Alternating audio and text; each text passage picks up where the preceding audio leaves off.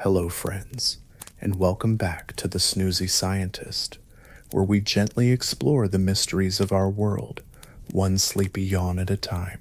I'm so glad you've chosen to spend a little piece of your evening, your morning, or perhaps somewhere peacefully in between, winding down with me. Tonight, we're traveling back more than 200 million years to a forgotten age when the Earth was gripped by a storm unlike anything we can imagine today. This was not a passing season of heavy rains, not even centuries of storms. This was rain that fell almost without pause for 2 million years straight. This wasn't a myth or a legend, but a real chapter of Earth's history. Scientists call it the Carnian pluvial event, a period in the late Triassic when fire and flood reshaped the climate, drove mass extinctions across land and sea, and opened the door for the rise of the dinosaurs. This wasn't just bad weather. This was nature's way of forcing evolution to change course and setting the stage for new rulers to walk the earth. But how did life survive such a nightmare? Were their species able to adapt, or did they vanish beneath the endless gray? And the question that whispers uneasily, could such a storm ever happen again? Tonight, we'll drift slowly into this drowned world where the skies wept without end and survival was uncertain, and we would discover how a storm that lasted millions of years changed the history of Earth forever. But before we begin, if you find comfort in these quiet journeys through science and story, it would mean the world to me if you gave this video a gentle like and maybe tapped subscribe. It helps more curious minds like you find their way to this peaceful little corner of the internet and lets the algorithm know that sleep and science go perfectly together. And if you'd be so kind, let me know in the comments, where are you winding down from tonight and what time is it there? I love seeing how far across the world these soft explorations travel. Now take a deep breath, let your shoulders loosen, close your eyes, and together, let's step softly into the forgotten age when the storm never stopped. To understand the storm that changed everything, we first need to step back and imagine the Earth as it was before the rains began. The time is the late Triassic, more than 200 million years ago, and the world looks both familiar and alien. All the continents we know today are fused together into a single colossal landmass called Pangaea. From above, it would have looked like a vast supercontinent surrounded by one enormous ocean. On this land, deserts stretched across unimaginable distances, reaching farther than the eye could see. The air shimmered with heat, the soil cracked and dry, and rivers were rare enough to seem like miracles. Forests were scarce, appearing only as scattered patches of greenery, hugging coastlines or clustering near sources of fresh water. For most of Pangaea, the dominant colors were the deep red and dusty brown of bare rock and sand. Life had adapted to this dryness. Reptiles roamed across the plains, their scales glinting beneath the sun, conserving moisture in bodies perfectly suited to the arid conditions. Amphibians clung to the few wet places, surviving in small oases that broke the monotony of desert. Insects buzzed low to the ground, many of them feeding on sparse vegetation or preying upon one another in a fragile balance. The land was quiet, stable, and predictable. Stability, however, can be deceptive. For millions of years, ecosystems had grown comfortable with the rhythm of the climate. The seasons brought hot summers and cooler winters, but rarely anything unexpected. It was a world where creatures knew their place and held to it. Giant reptiles such as early relatives of crocodiles claimed dominance on land, while smaller, agile creatures scurried in the shadows. Dinosaurs existed at this point, but they were not yet the rulers of the earth. They were small, often overshadowed by larger rivals. The stillness of this time was eerie. Imagine standing in one of those endless deserts. The horizon stretches away in every direction, the silence broken only by the occasional call of a reptile or the whisper of wind moving sand across dunes.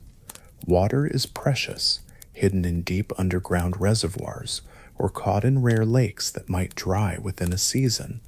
Rain was not unknown, but it came in brief, isolated bursts, hardly enough to alter the balance of a dry world. Creatures survived by knowing exactly where to find shade, exactly when to migrate, exactly how to endure the long stretches of scarcity. Yet beneath this apparent calm, forces were stirring that no living creature could sense. Deep within the earth, molten rock moved slowly upward, pressure building in ways that would eventually unleash catastrophic change. Volcanic fields lay quiet for now, but the stage was set for eruptions that would alter the climate forever. The stillness of Pangaea gave an illusion of permanence, but it was an illusion that would soon be shattered. When environments remain stable for too long, species become highly specialized, locking themselves into the patterns of their world. Plants that could survive only in dry heat dominated the land. Animals that depended on those plants thrived as long as the climate remained the same. Every thread of life was woven tightly into a tapestry built on drought and predictability. Imagine the feeling of living in such a world.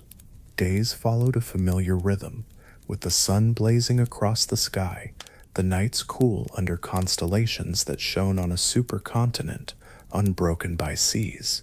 The ecosystems were balanced but fragile, like a delicate sculpture that could crumble with the slightest disturbance. And so, on the eve of the greatest storm in Earth's history, the planet waited in silence. Pangaea stood immense and proud, a land of deserts and heat, ruled by reptiles that thought their dominance would last forever.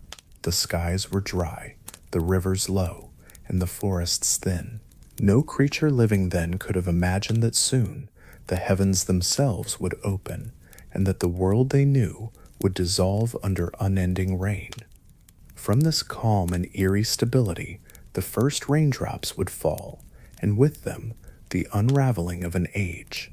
Imagine a world that had known little but dryness for countless generations. The ground was baked hard under the weight of an unforgiving sun, and creatures had lived in rhythm with scarcity. Then one day, faint at first, the sound of raindrops began to tap against the earth. To us, the beginning of a shower might feel refreshing, even gentle, but in the Triassic world, those first drops carried with them the promise of change, so vast it would rewrite the planet's story. Geologists can still read the memory of those early rains in the rocks beneath our feet. The Earth keeps its history in layers, and in those layers, scientists have found the unmistakable marks of a climate that suddenly shifted. Sediments that were once dry and cracked reveal thin bands of clay laid down by floods. Fossilized soils, hardened over millions of years, show chemical changes that could only have happened when water began to seep deep into the ground. Within minerals, there are trapped signatures of moisture, tiny alterations that whisper of skies that no longer held back their weight. It is as if the earth itself wrote a diary, line after line, of the moment when the dry age was broken.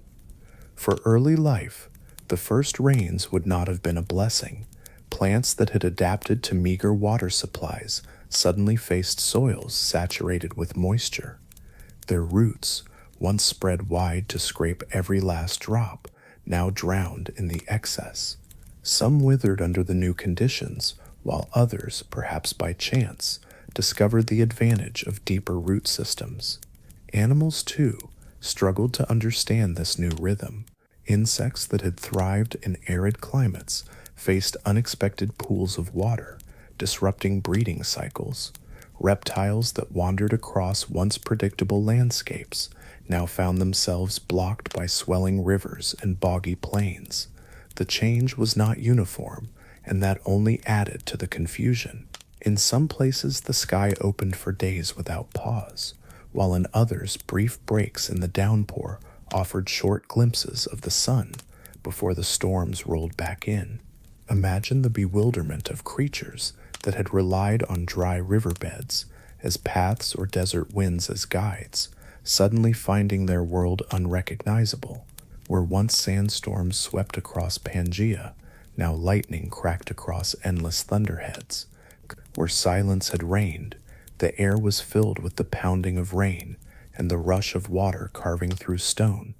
What makes this transformation even more remarkable is the speed at which it unfolded. On the scale of geological time, it was almost sudden. One layer of sediment shows a desert landscape, the next reveals floodplains alive with moisture.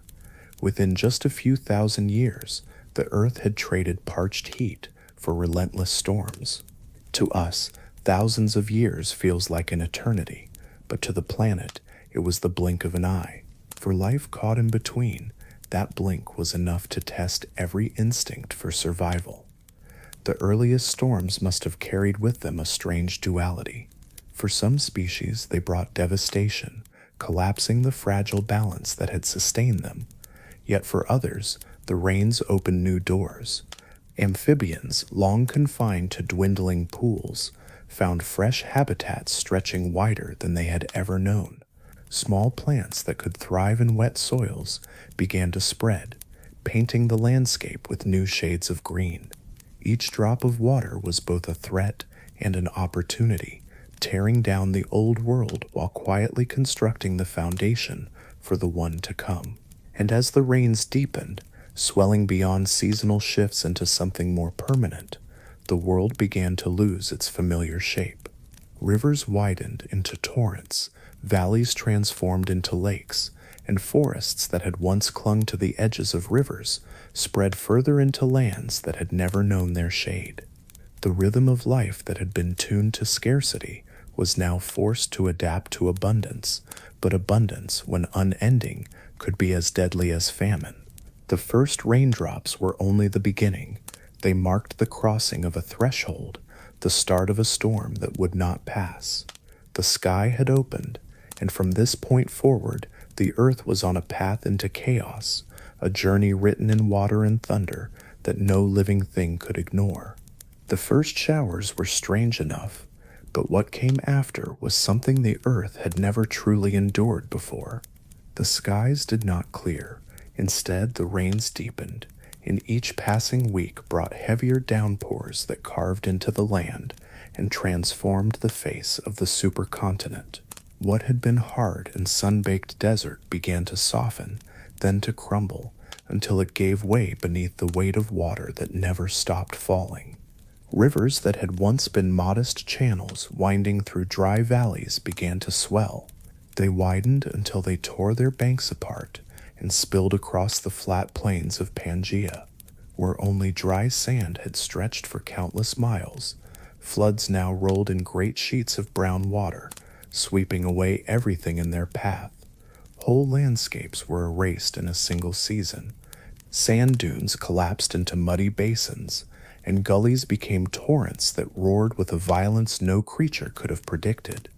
In the heart of these deserts, the transformation was even more shocking. Great stretches of arid land that had rarely seen a storm now drowned beneath endless gray skies. The desert floors turned to swamps, their surfaces bubbling with pools of stagnant water.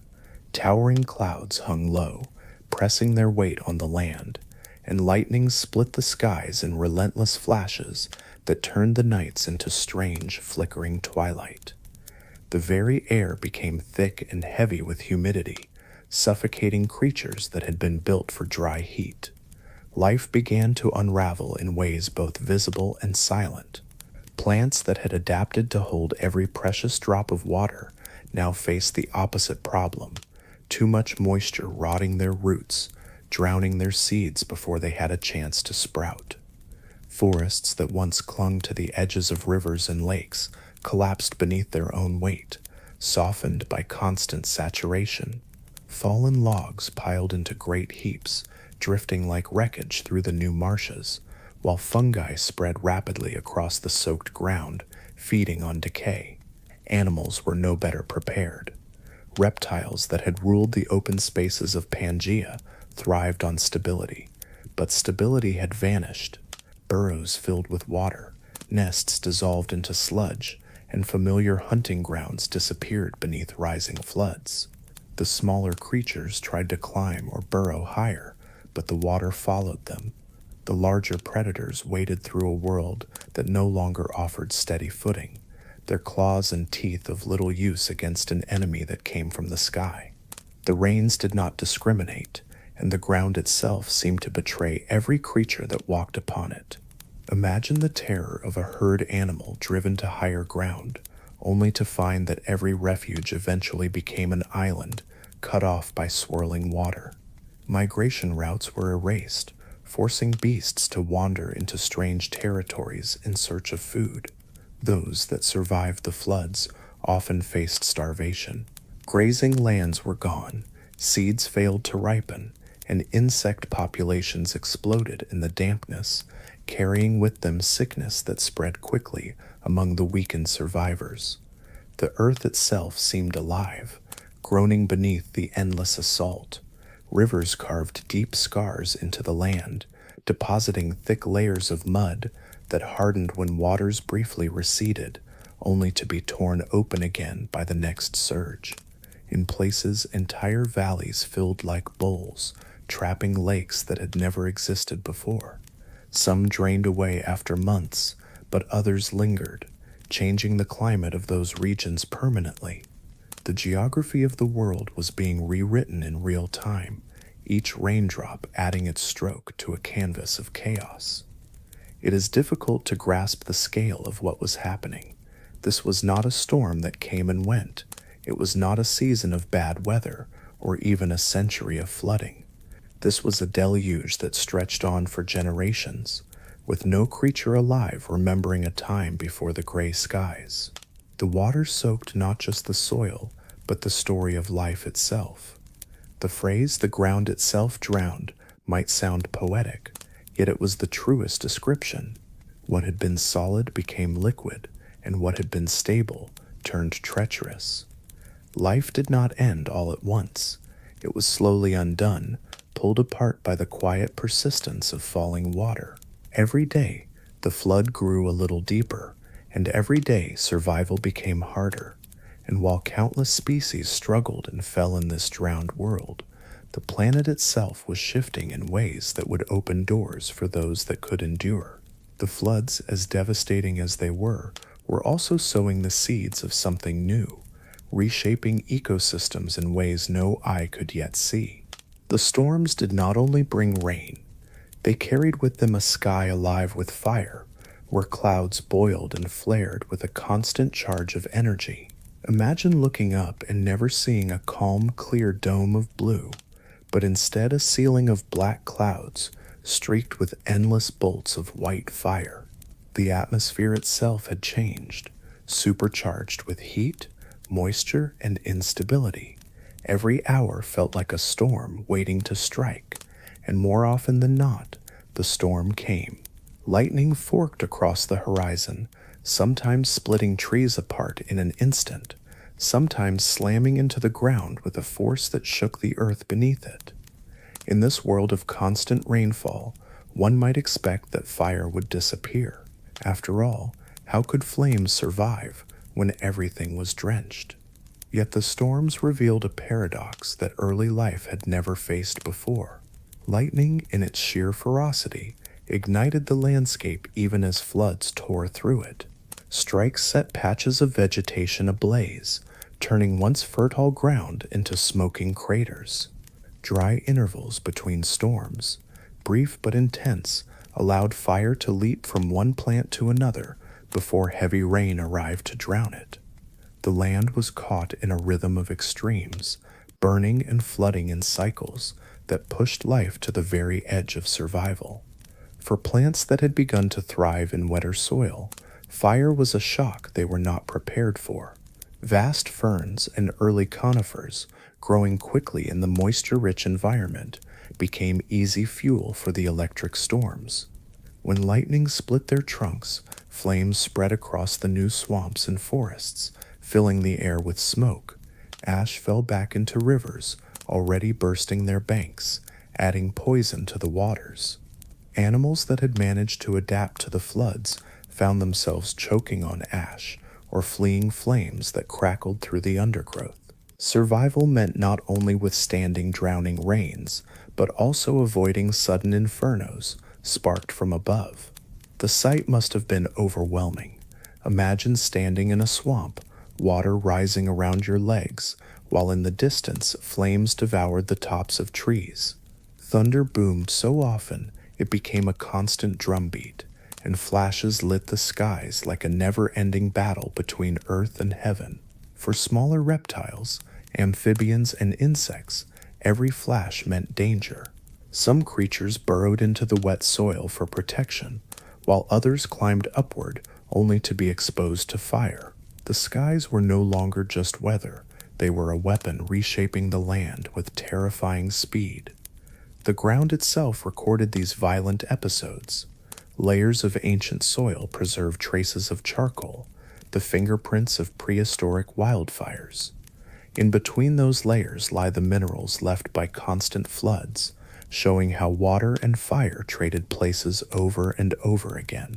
Scientists piecing together these clues see a world of contradiction, where elements that should cancel one another instead collided to make survival even harder. To live in this world meant enduring smoke, ash, mud, and rising water all at once. The lightning storms also shaped the air itself. Every strike released nitrogen compounds that seeped into the soil, feeding some plants even as others burned. This created pockets of sudden growth, bursts of green in a landscape otherwise battered by destruction. Insects swarmed to these patches, followed by small reptiles, which in turn attracted predators. Life continued, but it did so in brief windows of opportunity between floods and fires. Every organism seemed locked in a desperate race against the sky, grabbing what resources it could before the next storm reshaped the world again. The paradox of floods and fire set the stage for dramatic shifts in evolution. Creatures that could not flee fast enough or adapt to extremes perished, their fossils later buried under layers of mud and ash. Those that could withstand both wet and dry, both drowning and burning, began to flourish in niches their ancestors could not imagine. The world was forcing change, testing every form of life with storms that never truly ended. And while the rains poured and the fires raged, the skies never grew silent. They rumbled endlessly, a reminder that the planet itself had become unpredictable. With each flash of lightning and each clap of thunder, Earth was reshaping its destiny, driving species toward extinction or survival. It was in this chaos of storm and flame that the foundation for new rulers of the planet was being laid, even though no creature alive could yet realize it. The world that had once been ruled by reptiles and crawling creatures found itself drowning in a new kind of prison. For ages, reptiles had been the masters of dry lands, their bodies perfectly built for conserving water, their scaly skins designed to resist the burning sun, their survival tied to a rhythm of heat and drought. But when the rain began and refused to stop, all those strengths suddenly turned into weaknesses. The endless soaking of the earth blurred the lines between land and water. Amphibians that had thrived in temporary ponds and seasonal swamps were overwhelmed as the ground became one vast wetland. Reptiles, which relied on dry soil for nesting and sunlight for energy, found their world collapsing underwater. The fossils left behind whisper stories of sudden population crashes. Sediments reveal layers where the bones of once thriving creatures pile together in strange clusters, as if entire populations died within the same season. Amphibians, which should have been favored in the wet world, were among the first to vanish in large numbers. Their soft skins, designed to exchange moisture and oxygen, turned against them when rivers spread unchecked, and new pools became stagnant breeding grounds for disease. Parasites thrived in the still waters, infecting eggs and young, wiping out whole generations before they could reach adulthood. Reptiles, too, paid a heavy price. Many species relied on the sun to regulate their body temperature, yet for years the sky was a sheet of gray and storms hid the warmth they needed. Eggs laid in sandy nests washed away in flash floods, or they rotted in the constant damp. The hatchlings that did emerge often faced starvation as their insect prey dwindled in the unrelenting wetness. Fossilized trackways fade abruptly in certain layers, as if creatures simply stopped walking the land altogether. The silence of those missing footprints is as loud as any scream. The predators at the top of the food chain were no safer. Carnivorous reptiles that had once roamed the open plains depended on smaller prey animals for survival, but when those prey populations collapsed, so did the hunters. Skeletons of large reptiles are found with the thin, fragile bones of starvation, evidence that they lingered but could not endure. The fossil record becomes patchy, with whole families of creatures disappearing within spans of time so short that, in geological terms, they look like the strike of a hammer. The rain not only drowned the land, it changed the very shape of habitats that had existed for millions of years.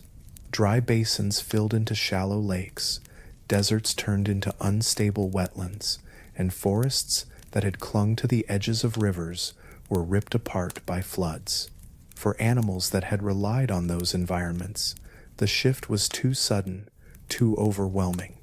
Some creatures may have tried to flee, moving to higher ground, but those highlands were soon battered by storms as well. There was no safe place left, no corner of the land untouched by the endless downpour. The tragedy of this time is that these creatures had survived so much before. They had endured predators, shifting climates, even periods of scarcity. Yet when the world turned against them in the form of relentless rain, survival strategies that had worked for millions of years failed in a matter of centuries. The resilience of life itself was tested, and for many, the test was fatal. And still, the story of this catastrophe grows darker when we realize that the victims we have traced so far were only the first. The rain did not stop, and with each passing century, new challenges rose from the waterlogged earth. It was not only amphibians and reptiles that faced ruin, but also the plants that fed them, the insects that sustained them, and the very landscapes they had called home.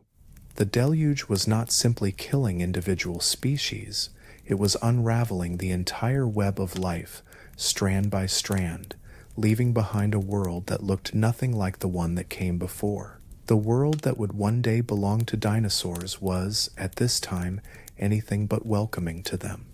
They were still small creatures, often no bigger than a dog, fragile compared to the lumbering giants around them. When the rains began and the skies broke open, these early dinosaurs were not rulers, they were survivors clinging to existence. Their legs were thin, their bodies light, and their place in the ecosystem was low on the ladder. They darted through the undergrowth, careful to avoid the shadows of much larger rivals.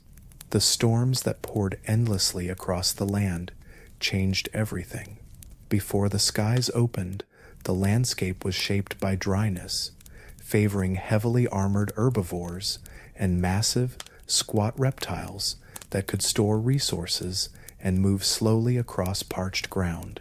Creatures like the rhynchosaurs thrived, with their sturdy beaked jaws that crushed plants, while dicynodonts, tusked and powerful, dominated as some of the largest plant eaters of their age. And then there were the crocodile-like archosaurs, fearsome predators with bodies built for power. These animals were the true masters of the land before the first raindrops fell, but the storms were a great equalizer. When rivers overflowed and swamps spread where deserts once baked, the ground itself became a trap. The heavy-bodied herbivores sank in mud, their bulk working against them as they struggled to cross flooded plains. The rains did not stop for days or weeks. They went on without pause, turning the hard earth into shifting, unstable terrain.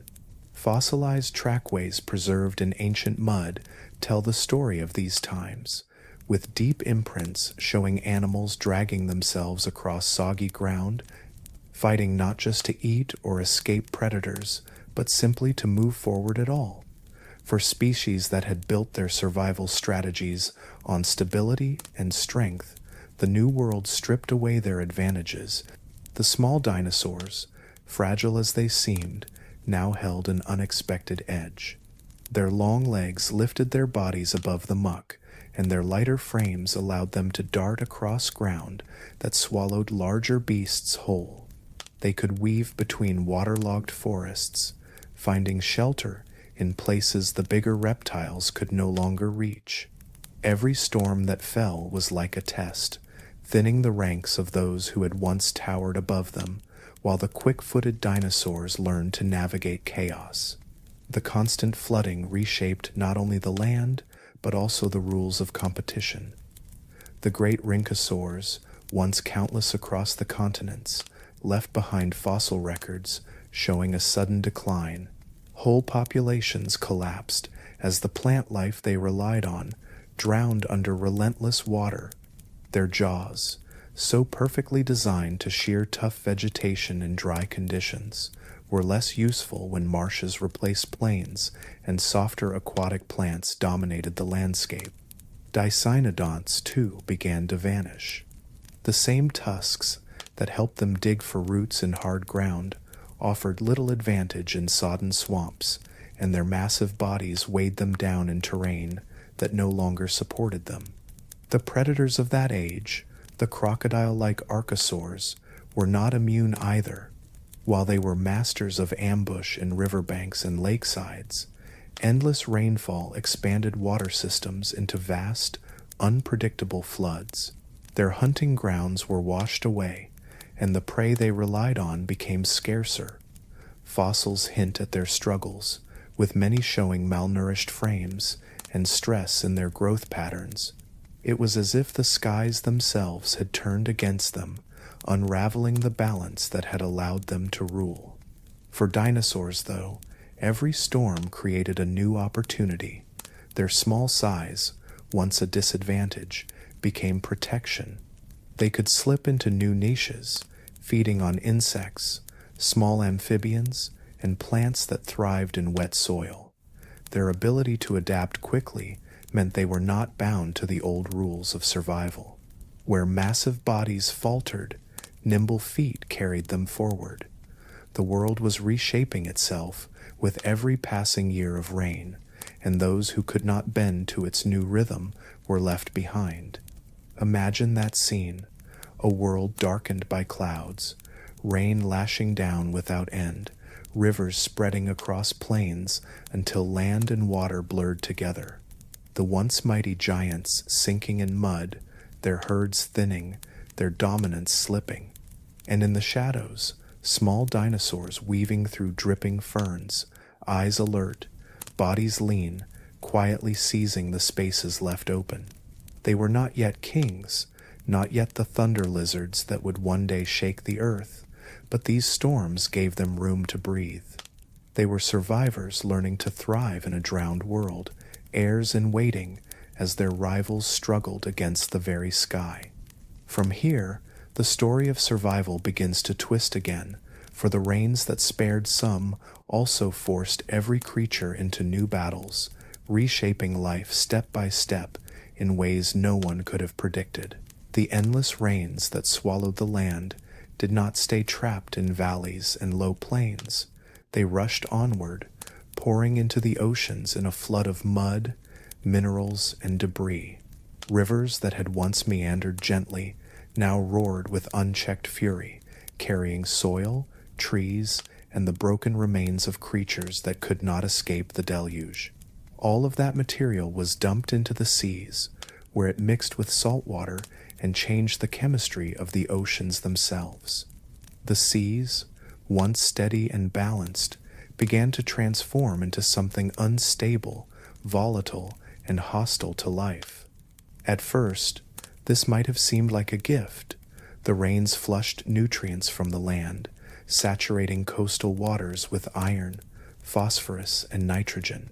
Algae, microscopic plants that thrive on such ingredients, exploded in number.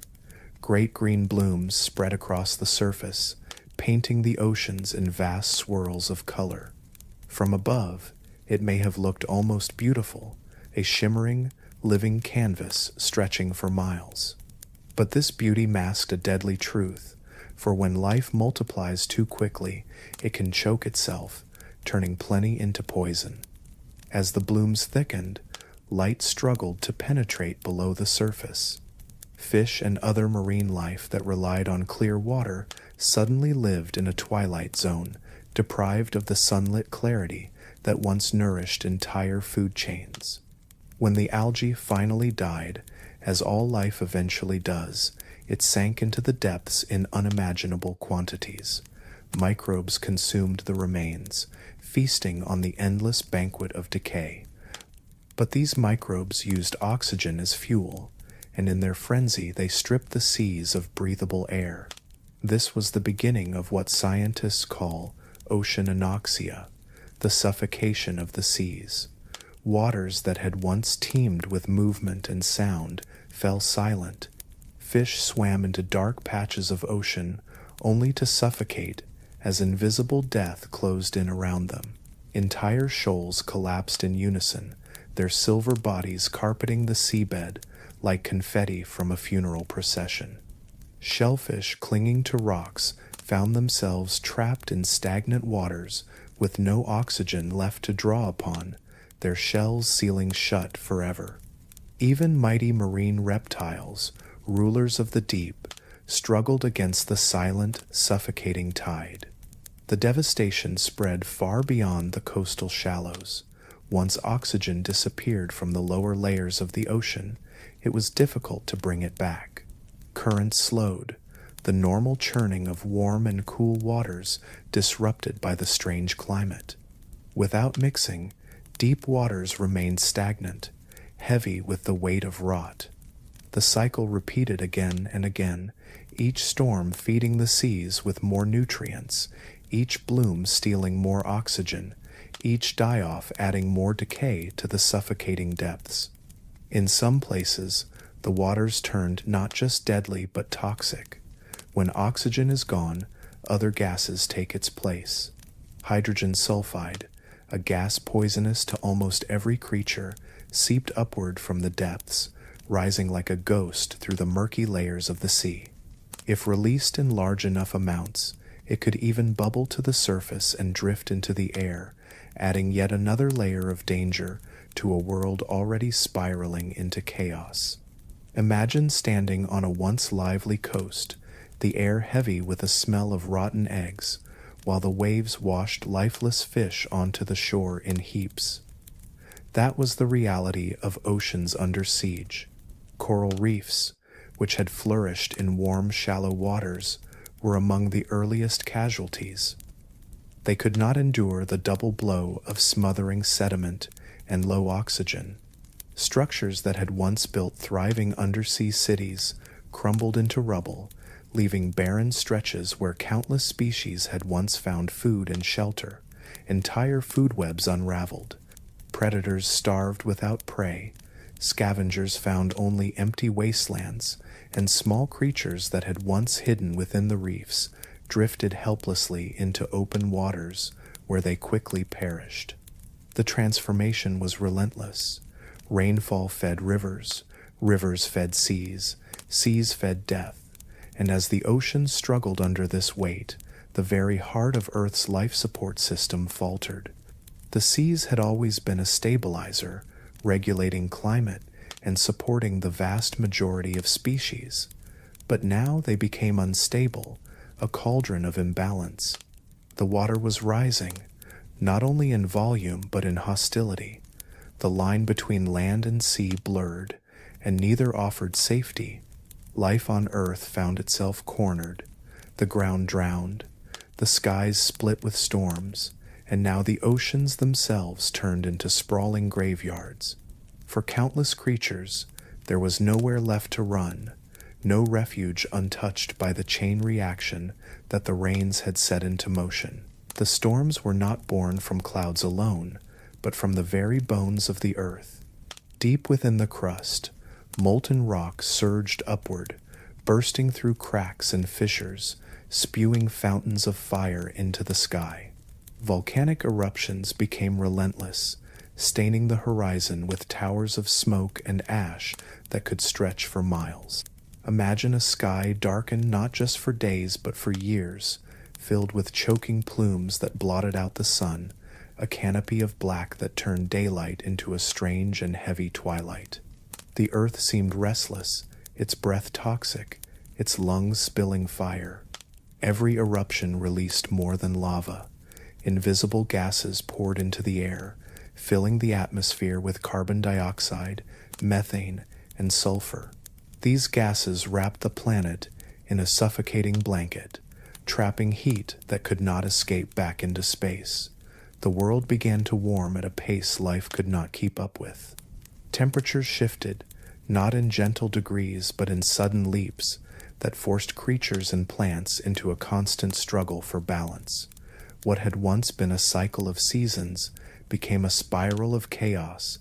The rain that fell from these storm-darkened skies was no longer just water. It became tainted as it passed through the veil of volcanic gases. Droplets picked up sulfur and carbon dioxide, turning them into weak acids. When these poisoned rains soaked the ground, soils lost their richness, plants withered, and rivers turned harsh and corrosive. Forests that once thrived in the humidity found their roots burning in soil stripped of nutrients, while freshwater pools became hostile, unable to support the delicate creatures that had once flourished there. Imagine a swamp alive with amphibians, frogs croaking under the dripping canopy, their eggs clinging to reeds. Then picture the same swamp after years of acidic rainfall, its waters cloudy, its vegetation limp and yellow, its once vibrant life silent. The smallest creatures, the ones most sensitive to changes in chemistry, were among the first to vanish. Their disappearance rippled outward, leaving predators with nothing to hunt and ecosystems collapsing like a line of falling stones. The carbon-rich atmosphere thickened with every eruption. The air itself became heavier, harder to breathe for both animals and plants. Some adapted, shifting their physiology to cope with higher carbon levels, but most struggled. Plants, while feeding on carbon dioxide, could not survive when the balance tipped too far. Leaves that once spread wide to drink sunlight shriveled, forests thinned, and open land began to dominate. This shifting of vegetation transformed landscapes, carving new boundaries between survival and death. The oceans, too, felt the weight of carbon in the sky. As rains carried gases into the seas, the chemistry of the water began to change. Acidification gnawed at shells, dissolving the calcium carbonate of tiny plankton, corals, and mollusks. The creatures that formed the base of the food chain found themselves unable to build protection, their fragile structures crumbling before they reached adulthood. Without them, entire marine systems collapsed, leaving larger animals to starve. The earth itself seemed to be turning against the very life it had nurtured. For land dwellers, the effect of volcanic gases was both direct and unrelenting. The haze of carbon and sulfur created a strange filter over the sun, sometimes making days feel cooler and darker, only for the trapped greenhouse gases to push global temperatures higher over decades. It was a world of contradictions, where a single day might feel damp and cold under thick clouds, yet the long-term climate grew steadily hotter and harsher. Life found no rhythm, no steady pattern to adapt to, only a constant shifting of extremes. Creatures that once ruled the land found themselves weakened. Some reptiles that had flourished in earlier times grew sluggish in the toxic heat, their habitats shrinking as forests declined. Amphibians, already battered by floods and fires, now faced poisoned waters that destroyed their fragile eggs. Even insects, which usually survive when other creatures fall, were forced into chaos by disrupted food webs and collapsing ecosystems. The chain of survival snapped in countless places, leaving silence where life had once teemed.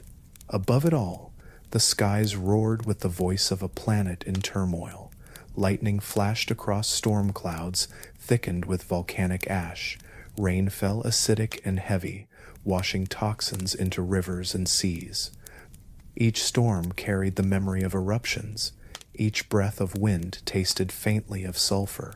The world had entered a feedback loop of destruction, where eruptions fed storms, storms fed floods, and floods spread poison across every corner of the earth.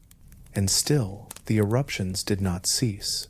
The earth seemed determined to reshape itself, rewriting the rules of survival as life struggled to keep pace.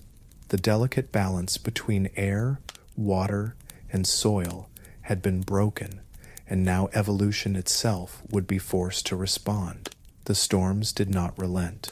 Year after year, century after century, the rain fell without mercy, turning fertile valleys into swamps and highlands into rivers of mud. Creatures that had once thrived in the stable climates of the Triassic now found themselves caught in a trap of their own biology. They were built for a world that no longer existed. Amphibians that had relied on steady wetlands could not handle the relentless floods and shifting waters. Reptiles that had once dominated dry plains were drowned out of their territories, their eggs washed away before they could ever hatch. The very rhythm of life was broken, and entire lineages began to falter. Fossils from this time tell a grim story. In layer after layer of rock, scientists find sudden absences. Whole families of creatures appear plentiful in one stratum, then vanish completely in the next. Rhinoceros, squat plant eaters with powerful beaks that had once roamed in great herds, simply disappeared. They had ruled for millions of years, feeding on the lush vegetation of the Triassic, but when the rains came and plants changed, they could not adjust. Their jaws, once so efficient for cropping tough leaves, became useless when new plant types took over. Their extinction was swift, written in stone as a sharp end rather than a gradual fade. Amphibians also suffered terribly. For ages they had been survivors, clinging to rivers and ponds, laying their eggs in shallow waters, hunting insects along the shores. But the endless deluge turned their habitats against them. Pools that once offered safety now grew stagnant, choked with algae and deprived of oxygen. Their eggs, delicate and vulnerable, were easily destroyed by floods or poisoned by the new chemistry of the waters. Populations crashed, leaving behind empty wetlands where once there had been a chorus of croaks and splashes. Crocodile-like archosaurs, once fierce predators of the Triassic landscapes, also declined. Their bodies were strong, and their jaws were lined with teeth, but even strength could not guarantee survival when ecosystems unraveled. Prey grew scarce, nesting grounds were lost, and young hatchlings faced a world that shifted too fast for them to adapt. Fossil evidence shows many of these predators never recovered. Their reign cut short before they could pass their strength to future generations. The loss was not limited to the land. The oceans, too, had begun to collapse under the weight of nutrient floods and toxic blooms, and with them vanished marine reptiles, shellfish, and countless unseen species that formed the foundation of the food chain. Every loss on land echoed in the sea, and every collapse in the sea pushed stress back onto the land. Life was interconnected, and as one strand of the web snapped, others quickly followed. In this time of turmoil, extinction became the rule rather than the exception. What had once been diverse communities of creatures shrank into scattered remnants. Fossil records show the diversity of vertebrates dropping sharply, a sign that the Earth itself was pruning its tree of life with brutal efficiency. Only those species with unusual resilience, those able to adapt quickly to the floods, the shifting plants, the changing chemistry of soil and water, had a chance. Small, fast-reproducing animals fared better, while larger, specialized creatures perished. The emotional weight of this moment in history cannot be understated. Imagine entire families of animals, once dominant and numerous, fading away until none were left. Imagine the silence where once there had been the sound of herds moving across plains or the splashes of amphibians in the shallows. The world was being emptied and refilled at the same time, with survivors carrying the fragile spark of life forward. It was in this dark crucible that opportunity began to open. With rhynchosaurs gone, with amphibians diminished, with many archosaurs weakened, new niches appeared. The landscape no longer belonged to the old rulers. The storm had washed the earth clean of many of its champions, and in the gaps they left behind, new players began to emerge. Dinosaurs, once small and overlooked, started to find space to grow. Their story was only beginning, written on the bones of those that had not survived. The storms that seemed to bring only destruction also carried within them the quiet beginnings of renewal. Each drop of water that hammered the cracked ground carried more than moisture. It carried the power to awaken dormant seeds, to wash minerals from the rocks, and to soften once barren soils. For millions of years before, much of the earth had been parched and unforgiving, its surface scarred by droughts and deserts. But now the endless rains created an environment unlike anything that had come before, a world where green could take root and spread. The first to answer the call of this new wet world were the ferns. With their delicate fronds and spores that drifted like dust in the wind, they were perfectly suited to take advantage of the soaked ground. In every crevice, between every stone, along the banks of newly swollen rivers, they unfurled in waves of green. Their spores did not need seeds or flowers. They simply needed water, and now water was everywhere. Soon entire hillsides shimmered with their leafy patterns, creating the foundation of the new forests. Following the ferns came the conifers, the ancestors of modern pines and cedars. Unlike the ferns, they reached upward, stretching higher and higher, turning the once empty skies into canopies of needles and branches. Their trunks thickened in the softened ground, and their roots spread deep, gripping the damp earth with strength. These trees were not fragile. They were builders of landscapes, architects of shade, and providers of shelter. With each generation, they grew taller, their crowns forming the first true forests of this changed world. Where before there had been vast deserts, now jungles began to take their place. The rains did not stop, and with every season more layers of life appeared. Under the tall conifers, mosses crept along the damp ground, while shrubs and low-growing plants crowded into the space beneath. The air itself grew heavier, thick with moisture and the smell of resin and wet soil. For the first time in ages, animals found themselves surrounded not by open wastelands, but by labyrinths of greenery, where food and shelter were suddenly more abundant than ever before. Insects multiplied with astonishing speed, feeding on the leaves, pollen, and decaying matter that the forests produced in endless supply. Dragonflies with wings as wide as a man's hand darted through the humid air, while beetles chewed through bark and leaf. Their presence created food chains that grew richer with each passing century, supporting amphibians that thrived in the dampness and reptiles that crept along the forest floor. Life, once fighting desperately for survival in a world of extremes, now found niches to fill and opportunities to explore. But this lushness was not simply beauty, it was transformation on a planetary scale. The forests pulled carbon dioxide from the sky, storing it in their wood and leaves. The once choked air slowly shifted, and with it the climate began to steady. The cycle of storm and growth created a balance, as plants shaped the atmosphere and the atmosphere shaped the plants. What began as chaos now became the engine of stability, drawing the earth into a new age of green. The spread of forests also rewrote the very geography of the land. Rivers carved through soil loosened by roots, carrying sediments to valleys and lowlands where new growth flourished. Lakes formed where water pooled, and wetlands buzzed with life. Areas once too barren to support even the simplest plants now teemed with towering trees. From horizon to horizon, the landscape no longer looked like the skeleton of a dying world, but like the beating heart of a living one.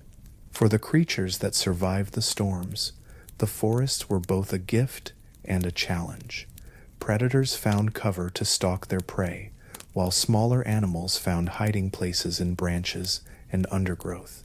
Dinosaurs, still small and not yet dominant, scurried through this new maze, competing for space and food among the ferns and conifers. Some species thrived by adapting to the shaded environment, while others vanished, unable to keep pace with the rapid change. Every leaf, every patch of moss, every towering trunk was a reminder that survival was now tied not just to strength, but to the ability to live within this new green world. And so, with each passing generation, the earth transformed more completely. Deserts faded into memory, replaced by ecosystems rich with plants, insects, reptiles, and amphibians. The sound of endless rain gave way to the sound of dripping leaves, buzzing wings, and rustling branches. It was not a quiet transformation, nor a simple one, but it was unstoppable. The age of forests had begun, and the earth would never look the same again. The world was reshaped by storms and fire, and in that chaos a new chapter of life was quietly unfolding. Entire landscapes that had once been bare and lifeless now held green canopies and rivers teeming with fresh growth. The old rulers of the land had been shaken, their numbers thinned by poisoned skies and suffocating seas. In the openings left behind, a strange and promising lineage of creatures began to expand. They were not yet the towering giants of later ages, but they carried the seeds of something powerful within them. These early dinosaurs were lean, fast, and strangely adaptable, and the world they had inherited was the perfect stage for their rise. Where amphibians once spread across swamps and rhinoceros dug their burrows, the ground now belonged to more resilient creatures. Many of the reptiles that had flourished before the endless rains were now gone, their bodies unable to adjust to the choking skies and new ecosystems that spread like wildfire. The survivors were those who could endure change, those who could find ways to use the new world instead of being crushed by it. Dinosaurs were among them, and unlike many of their rivals, they thrived in the wetter, greener landscapes. Their legs, held straight beneath their bodies, gave them speed and stamina that earlier reptiles lacked. Their lungs were efficient, their movement powerful, and their diets flexible enough to exploit new sources of food that spread in the forests. The rains had given rise to sprawling jungles of ferns, conifers, and cycads. Where deserts once stretched under burning suns, now canopies of green sheltered the ground, creating a patchwork of habitats filled with both danger and opportunity. In this lush world, dinosaurs could dart through the undergrowth, leap after prey, and climb into niches where slower, heavier creatures could not compete. Small predators stalked insect swarms and scurried after early lizards, while herbivorous forms browsed tender shoots growing in the damp soil. They were not yet the titans of later eras, but they were perfectly positioned to grow into that destiny. Each storm that rolled across the land carved away more of the past and opened space for the future.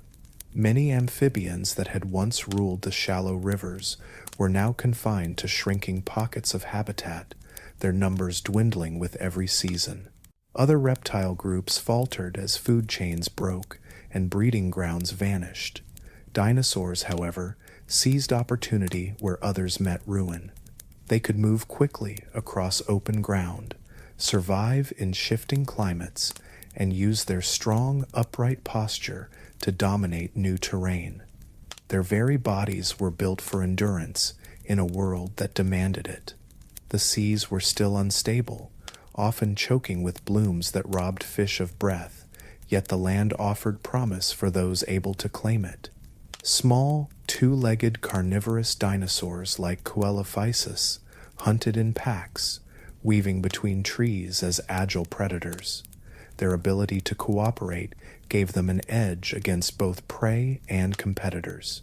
In other regions, early herbivorous dinosaurs adapted to the thick carpets of ferns, evolving stronger jaws and bodies to handle the constant supply of vegetation. With every generation, their numbers grew, filling gaps left by vanished species. The world had become a stage for a great transformation. Rain had broken the old balance, and the survivors were rewriting the script of life itself. Dinosaurs flourished not because they were the strongest at the beginning, but because they were the most suited to a world where nothing stayed the same for long. Their diversity multiplied, their reach extended into every corner of the landscape, and their story was only just beginning. Every storm, every fallen forest, every vanished rival fed into their momentum. Evolution was no longer just a slow drift, but a rapid dance, and dinosaurs were leading it with confident strides. What began as survival soon became dominance, and from this moment onward, they would climb higher and higher, shaping the earth for millions of years to come. The world that emerged after endless rains was not only green and fertile, it was also dangerous in ways that stretched the imagination. Vast swamps formed where once there had been dry plains, and in those swamps new kinds of giants began to appear. It was as if nature, freed from the grip of drought, decided to experiment with size, with shape, with ferocity. From these dark, waterlogged realms came some of the strangest and deadliest creatures the earth had ever seen. Beasts that would dominate rivers and marshes with teeth, claws, and brute power. The phytosaurs were among the first of these swamp lords. They looked much like the crocodiles of today, but they were older and in some ways even more terrifying. Their long bodies, armored with thick scales, slid silently through the water, eyes barely breaking the surface as they waited for prey to come close. Their jaws were packed with teeth, curved like hooks, able to snap down with enough force to crush bone. Unlike modern crocodiles, many phytosaurs had their nostrils placed near the top of their heads rather than at the end of their snouts. This gave them a permanent advantage when lying in ambush, hidden just beneath the water's skin, watching and waiting with infinite patience. To the small animals that ventured to the edges of rivers and lakes, a sudden explosion of water and teeth must have seemed like the strike of a living nightmare. But phytosaurs were not alone. The amphibians of this new world, fueled by the dampness and abundance of water, grew to incredible sizes. Picture a salamander longer than a grown man, its slimy skin glistening in the swamp light, moving with unsettling power through the reeds. Some of these giant amphibians could weigh as much as a bear, their broad mouths filled with rows of needle-like teeth, perfect for swallowing fish, smaller reptiles, and anything else that dared cross their path. Their bodies thrived in these wet conditions because moisture was life itself to them. In the dry past, they would have shriveled and struggled, but now the swamp was their kingdom. They slithered from pond to pond, crawling onto riverbanks with heavy, deliberate steps, their bellies dragging along the mud, their eyes unblinking and cold. With so much water shaping the land, the competition to rule these new habitats intensified. Apex predators emerged that were unlike anything that had existed before. Some resembled armored tanks, plated with natural defenses that shielded them from attack. Others were sleek and fast, built for sudden bursts of speed that could bring down creatures nearly as large as themselves. In these swamps, survival meant strength and cunning, and only those who could master both would endure. Imagine the sounds of such a place. The deep bellow of giant amphibians echoing at dusk, the sudden splash of a phytosaur lunging from the depths, the constant chorus of smaller creatures that now filled the air with croaks and shrieks. The swamp was alive at every moment, both beautiful and brutal. For prey, every step through reeds or shallow water carried the risk of being dragged beneath by jaws they never saw coming. For hunters, it was a world rich with opportunity, where every meal was worth the fight. Even the plant life of these swamps added to the sense of strangeness. Thick mats of ferns and horsetails grew taller than a man, and twisted roots created endless hiding places for ambush. The water itself was often dark, heavy with mud and silt, turning every pool into a place of mystery. Creatures could vanish in a heartbeat, slipping beneath the surface without a sound, leaving only widening ripples as proof of their presence. These monsters of the swamps were not gentle rulers. They were constantly testing one another, fighting for dominance, leaving scars that told the story of their violent lives. A giant amphibian might seize a young phytosaur in its jaws, only to be dragged under when the reptile turned its strength against it. Predators preyed not only on the weak, but often on each other, in a brutal cycle that shaped the balance of this wet kingdom. And yet, as terrifying as these creatures were, they also revealed the resilience of life. Out of disaster and endless rain, Earth had given rise to new forms that adapted with astonishing speed. What had once been a world of deserts and withered plains was now a labyrinth of rivers and swamps, each filled with predators built to thrive. The storms that had seemed like an ending had, in truth, created the conditions for this new nightmare to flourish. From the shadows of those flooded lands, the future of life on Earth was being written in tooth marks, claw slashes, and the heavy footprints pressed into swamp mud. Try to imagine our world if the rains of the Carnian never stopped. Not a season of storms, not a few decades of flooding, but millions of years in which the sky poured without mercy. For creatures adapted to it, life eventually found a way. But for humans, this kind of world would have been impossible to endure. Our entire story depends on the delicate balance of weather, on the rhythm of sun and rain, on the pattern of dry and wet seasons that allow us to grow crops, store food, and build homes that last through more than a single storm. Strip away that balance, and our existence unravels almost instantly.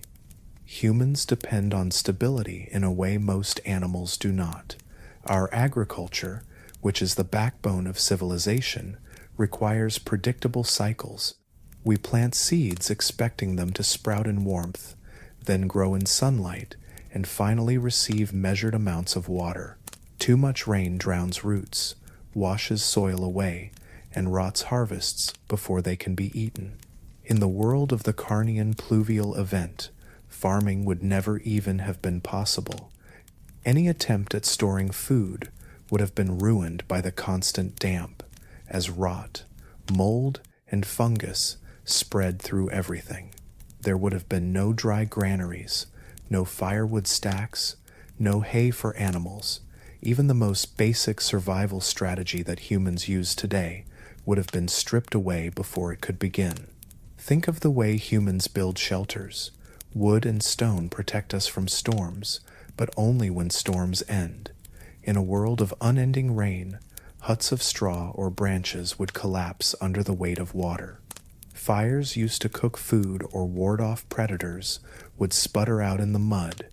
Even caves would flood, filling with dripping water and leaving their floors slick and unlivable. Our ancestors, even if they had existed during this era, would have been driven to exhaustion, always wet, always shivering, never able to light the flames that kept them alive through cold nights. It is one thing to survive a single rainy season, but another to endure unbroken storms that last for 2 million years. Humans are warm-blooded creatures who must regulate our internal heat carefully. In conditions of constant dampness, our bodies would lose warmth rapidly, inviting hypothermia and illness. Modern people know how dangerous it can be to be stranded outside in the rain without shelter for even a single night. Now picture that multiplied across endless generations, with no relief, no sunrise after a storm, no patch of dry earth to rest upon. Our skin would break down from exposure, infections would spread, and disease would ravage us long before predators had the chance to. Even hunting would fail in such an environment. The animals that thrived during the Carnian were adapted to swamps, rivers, and saturated jungles. Many were semi-aquatic, with thick skins, waterproof bodies, and lungs or gills that allowed them to move between land and water. Humans, with our flat feet and limited swimming ability, would have stood no chance. Spears and arrows are useless if they cannot be kept dry. Bows lose their power when their strings are soaked. Any stone tools we carried would have been dropped into the mud or dulled by constant abrasion. In contrast, the predators of that world were made for it. Crocodile-like phytosaurs waded beneath the waterline. Amphibians, massive and relentless, lurked in pools that stretched across forests. For them, the endless rain created a paradise. For us, it would have been a sentence of extinction. The thought personalizes the nightmare of this ancient storm. While it is easy to speak of distant species and forgotten lineages, it is harder to place ourselves inside that timeline and admit that our kind would not have lasted even a few weeks. Picture walking barefoot across a landscape where every path is mud, where every stream has swollen into a river, where lightning forks across the sky every night, and the roar of thunder drowns out your voice. You try to gather food, but it is soaked and moldy. You try to strike sparks for a fire, but the rain smothers every ember. You search for a dry patch of land to sleep, and there is none. Even the trees drip endlessly, leaving you cold and exposed.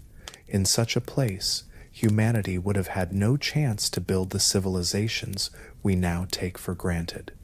And yet, that same nightmare became the cradle for others. While our species would have drowned in its chaos, the dinosaurs were stepping forward into their age of dominance, reshaped by the storms into masters of the new world.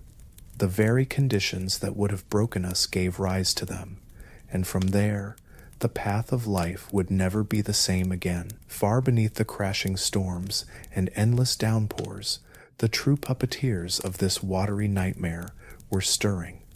Volcanoes, ancient and relentless, began to tear the earth apart at the seams. In the heart of what is now the Atlantic, colossal fissures split open and lava surged upward in unstoppable torrents. This was not a single eruption, not a fleeting event that faded after a season. It was a geological drama unfolding on a scale so vast it lasted for hundreds of thousands of years. Scientists call it the Central Atlantic Magmatic Province, a name that barely hints at its raw power. Imagine rivers of molten rock stretching for miles, spreading across continents, their glow turning nights into false days. The ground shook, mountains split, and the very skin of the planet peeled open. With each violent outburst, not only did the land change, but the air itself was rewritten. These eruptions unleashed unimaginable amounts of gases into the atmosphere. Carbon dioxide, sulfur dioxide, and methane poured skyward in invisible clouds. They drifted through the winds, mixing and reacting, slowly reshaping the balance of heat and moisture across the globe. The rains that drowned the world during the Carnian pluvial event did not appear by chance. They were the children of these volcanoes, born from the chemistry of fire, meeting air and water. Sulfur gases, once lofted high, formed veils of aerosols that reflected sunlight back into space, cooling the surface for a time. But then came the surge of carbon dioxide, which trapped heat and drove temperatures upward again. The climate whiplash was brutal. Earth would swing between moments of cooling shadows and periods of suffocating warmth. Each shift pulled more water into the sky, feeding the storms. The clouds thickened, the lightning cracked louder, and the deluge deepened. The cycles of rainfall were tied directly to the rhythms of the planet's own geology, as if the mantle beneath the crust was dictating the tempo of life above. For creatures struggling to survive, there was no escape from this dance. When the gases surged, forests expanded, and swamps spread wider. When the atmosphere shifted again, floods swallowed valleys and reshaped rivers overnight. Entire ecosystems were pulled into these swings like puppets on strings, responding to the unseen hand of deep earth forces. The storms overhead were terrifying, but the truth was even more haunting. They were only surface echoes of the chaos brewing far below. Picture the land during one of these volcanic pulses. The horizon glows red with fountains of fire. Ash drifts down like black snow, coating leaves and choking rivers. Animals scatter as the ground trembles beneath their feet. Yet above the destruction, the sky churns with rising plumes, feeding clouds that will later burst into ceaseless rain. The connection between earth and sky becomes undeniable. What begins in molten stone ends as floods that sweep away life hundreds of miles away. The scale of these eruptions is almost beyond comprehension. Today, even the largest volcanic events humans have witnessed pale in comparison. The great eruption of Krakatoa in the 19th century darkened skies and cooled the globe for years, yet it was nothing but a spark compared to the infernos that raged during this time. The lava flows of the Central Atlantic magmatic province covered areas the size of continents. It was an earth-shaking force that permanently altered the climate and even set in motion the breaking apart of the supercontinent Pangaea. And still, the volcanoes did not relent quickly. For generation after generation of living creatures, they were a constant presence, shaping every breath of air, every drop of rain, every shift in temperature. The surface world became a reflection of the hidden furnaces below. Life did not simply adapt to weather, it adapted to geology, to the deep forces of the mantle, to the convulsions of a planet alive beneath its crust. In this way, the rains of the Carnian pluvial event were not simply storms, they were instruments in a grand symphony composed by volcanoes. Each eruption added a new note, each pulse of gas changed the melody, and the outcome was a chorus of water, thunder, and lightning that drowned the earth for millions of years. From deserts turning into jungles, to swamps teeming with predators, every transformation traced back to these puppeteers of chaos, hidden yet all-powerful, pulling the strings of survival and extinction alike. When we hear that rain once fell for millions of years without pause, it sounds almost impossible, like a myth carried down through time. Yet scientists are not working with legends or stories. They are piecing together clues locked inside the Earth itself.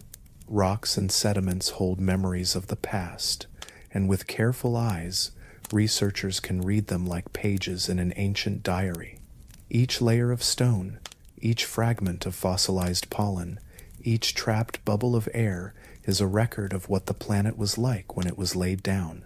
One of the most striking tools scientists use is the study of rock layers called strata. Imagine peeling back the surface of the Earth like the pages of a book. Each thin band of sediment is a chapter, recording the conditions when it was formed. During the time of the Carnian pluvial event, the chemical fingerprints of these rocks change dramatically. Geologists find shifts in minerals that show intense chemical weathering, which could only have happened under relentless rainfall. Iron-rich rocks, for example, often turn red when exposed to heavy moisture, and entire sequences of red layers appear from this period, painting a vivid picture of soggy, drowned landscapes. But the rocks alone are only part of the puzzle. To know that the rain was not just local but global, scientists turn to the silent testimony of microscopic life. Fossil pollen and spores, preserved in mud and clay, tell us exactly what plants were growing. Certain species flourish only in dry climates, while others can survive only in consistently wet conditions. When researchers sift through sediments from the Carnian, they find spores from ferns exploding in number. Ferns love wet, humid environments, so their sudden takeover in the fossil record is like a neon sign flashing the truth. The world had become soaked. Side by side, the pollen of drought-tolerant plants begins to dwindle and vanish, showing how ecosystems collapsed under skies that refused to clear. Another kind of evidence comes from oxygen isotopes locked within ancient minerals. Water molecules carry different isotopes of oxygen, and rainfall patterns can shift the balance between them. By analyzing the isotopic ratios in carbonate rocks, scientists can detect swings in precipitation. The Carnian layers show sharp and repeated changes, almost like a rhythm, pointing toward alternating pulses of intense rain and temporary breaks, driven by the surges of volcanic gases into the atmosphere. Each cycle left its mark in stone, giving modern researchers the ability to map storms from hundreds of millions of years ago. The detective work does not stop at rocks and pollen. Fossil bones themselves carry whispers of the climate. Animals that thrived in dry regions became rare, while amphibians that needed water to breed suddenly surged. This matches perfectly with the picture painted by the sediments. Even the mud cracks and ripple marks preserved in ancient riverbeds help confirm the story. In dry times, sediments bake and split, leaving jagged cracks, but in the Carnian rocks, these features nearly vanish, replaced by smooth, water-laid patterns that show continuous flooding.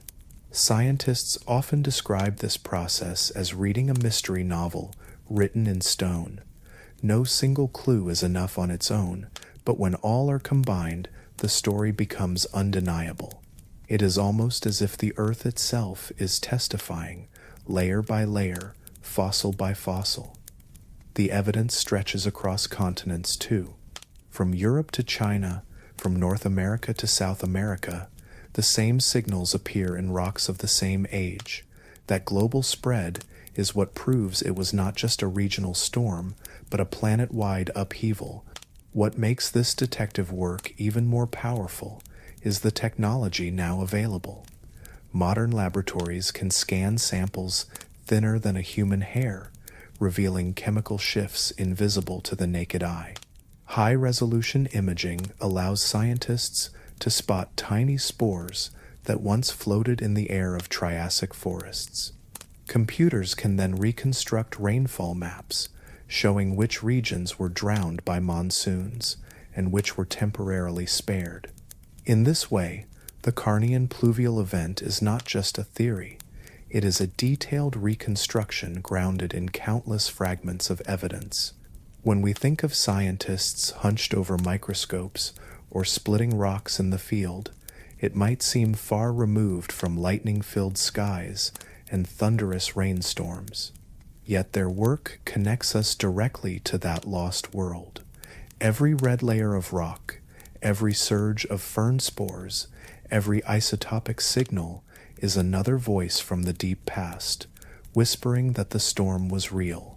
And as this picture comes into focus, it prepares us for what the next part of the story will reveal, for Earth has never stopped keeping its secrets in stone. If you could close your eyes and step back into that time, the first thing you would notice is not the sight of endless storms, but the sound.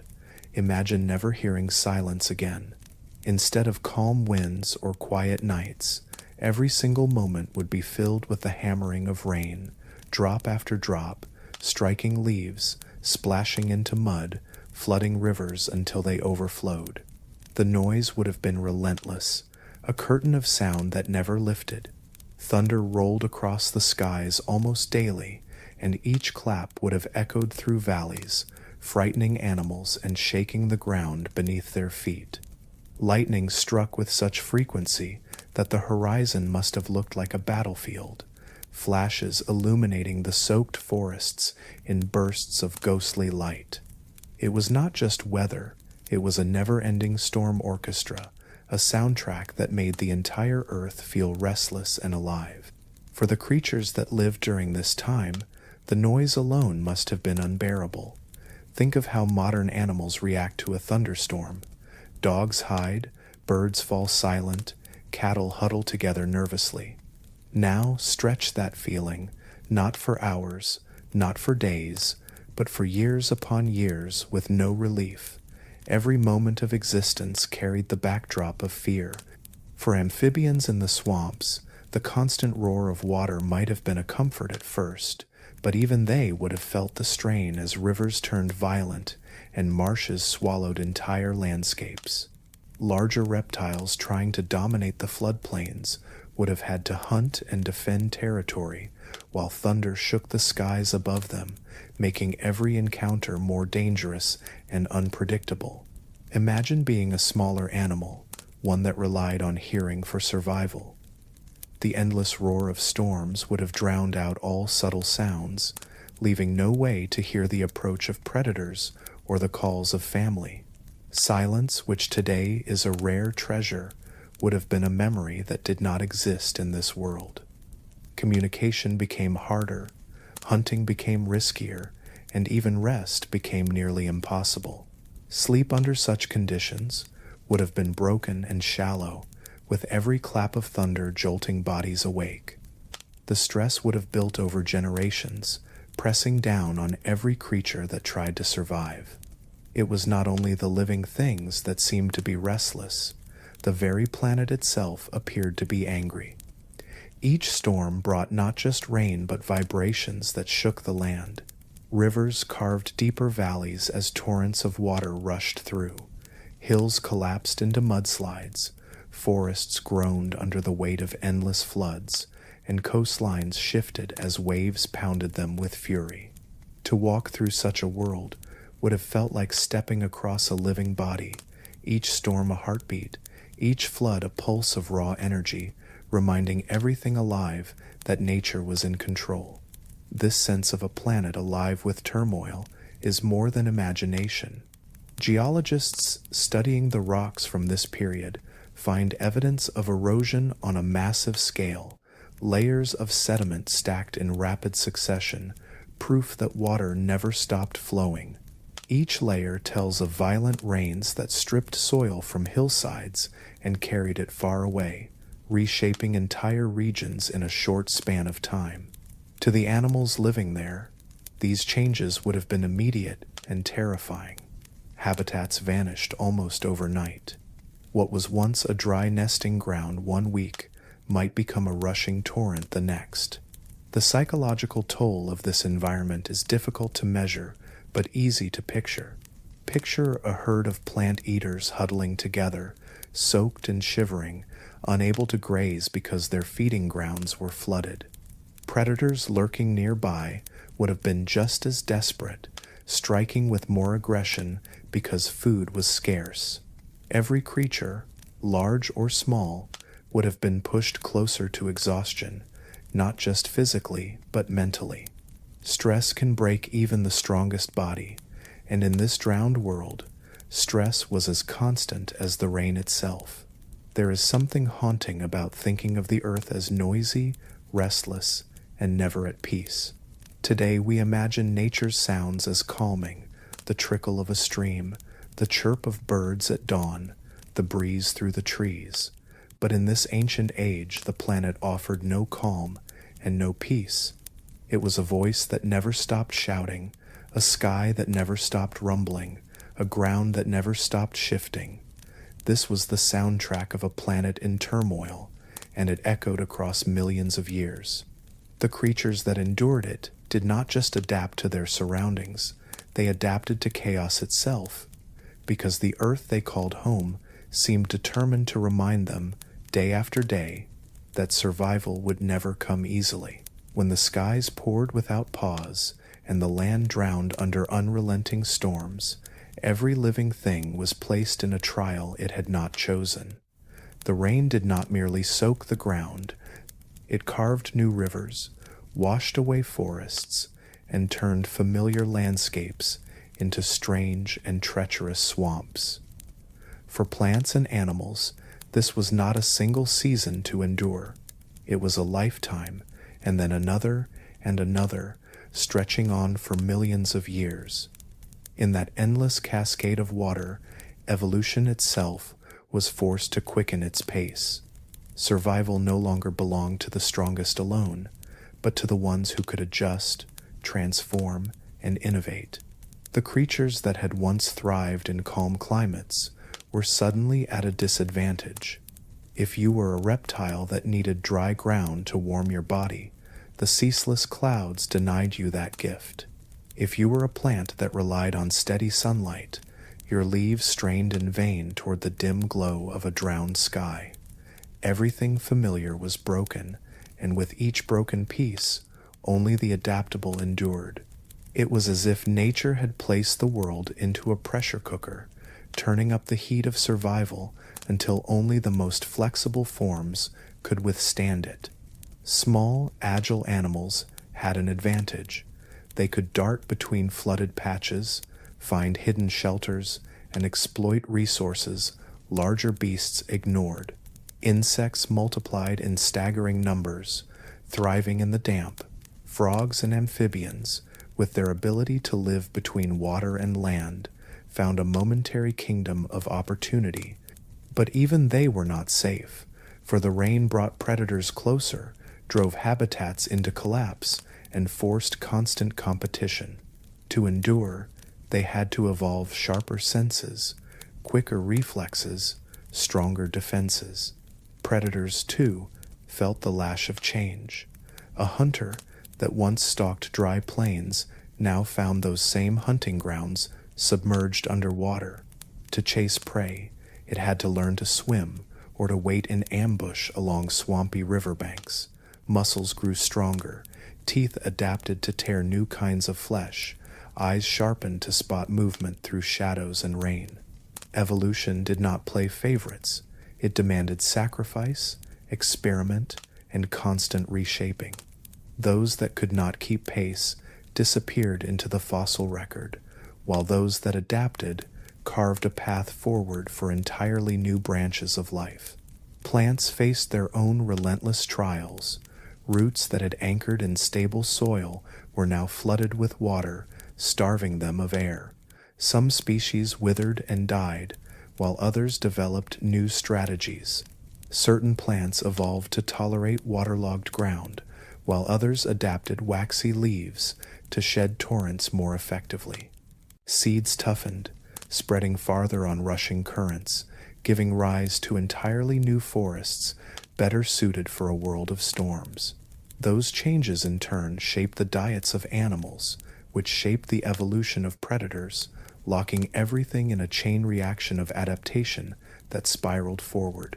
In this way, the rain acted not only as a destroyer, but also as a sculptor. By tearing down what had once thrived, it created space for new designs, new possibilities.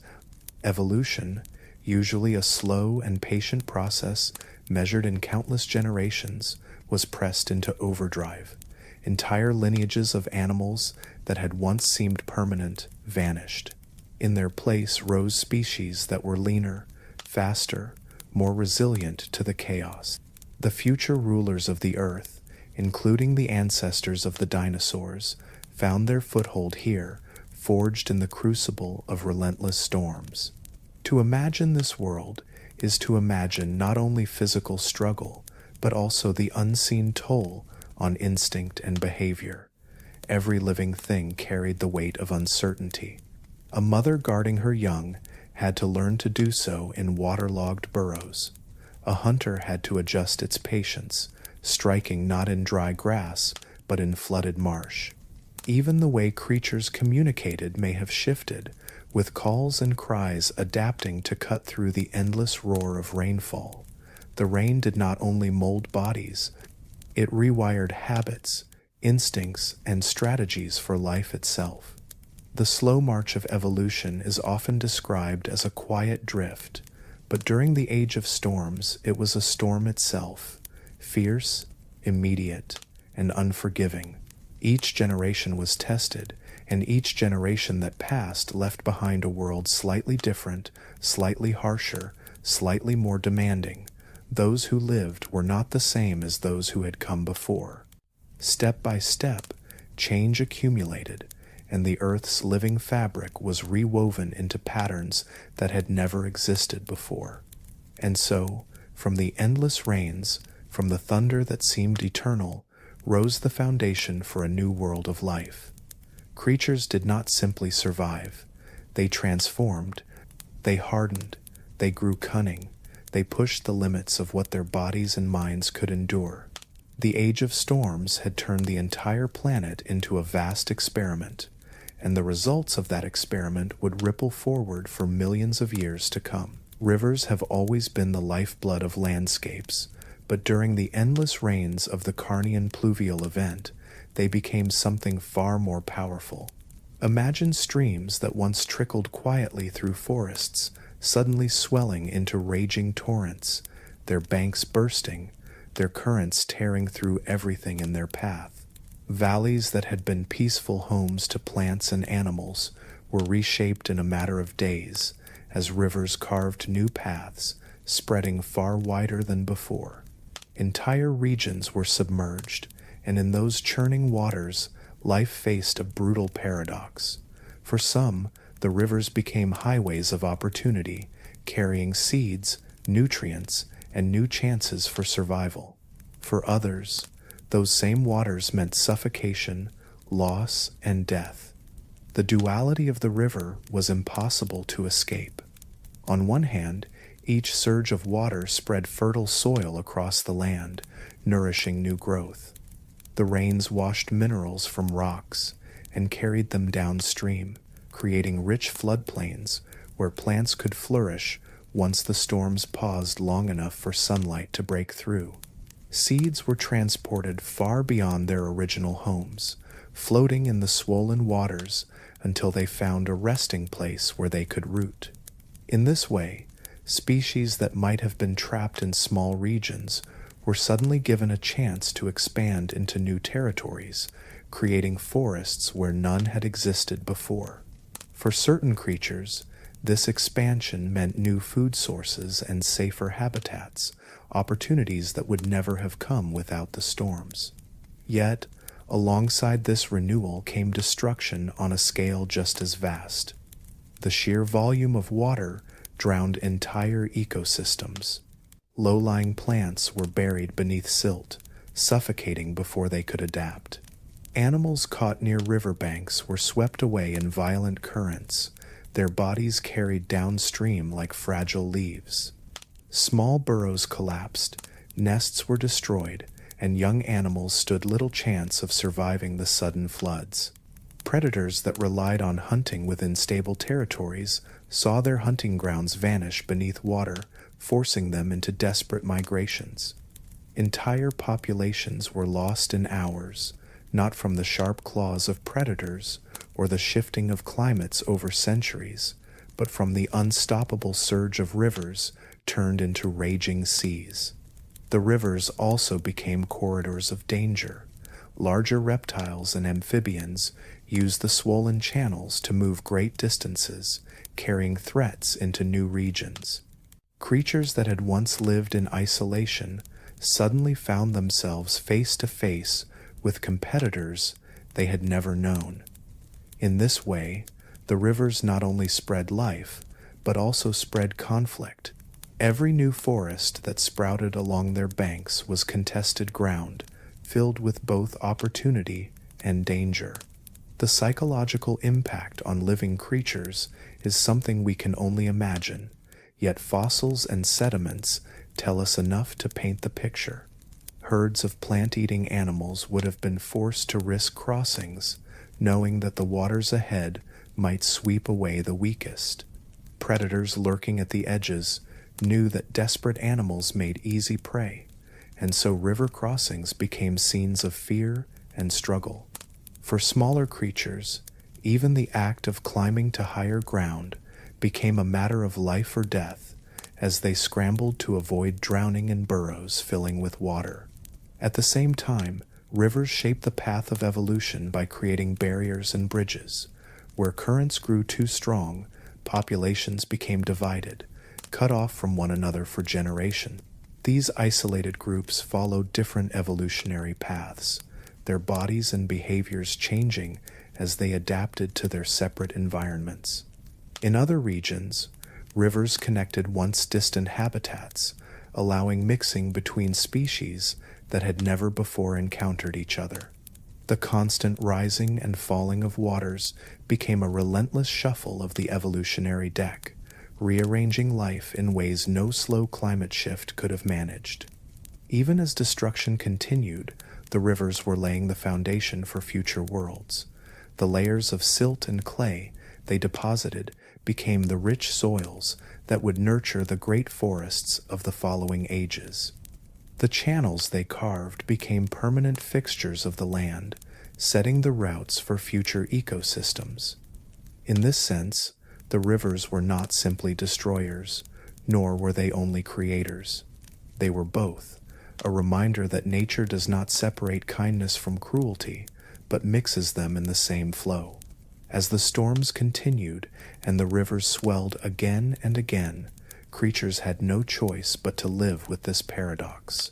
Every crossing was a gamble, every flood a test, every quiet moment by the banks a fleeting gift before the waters rose again.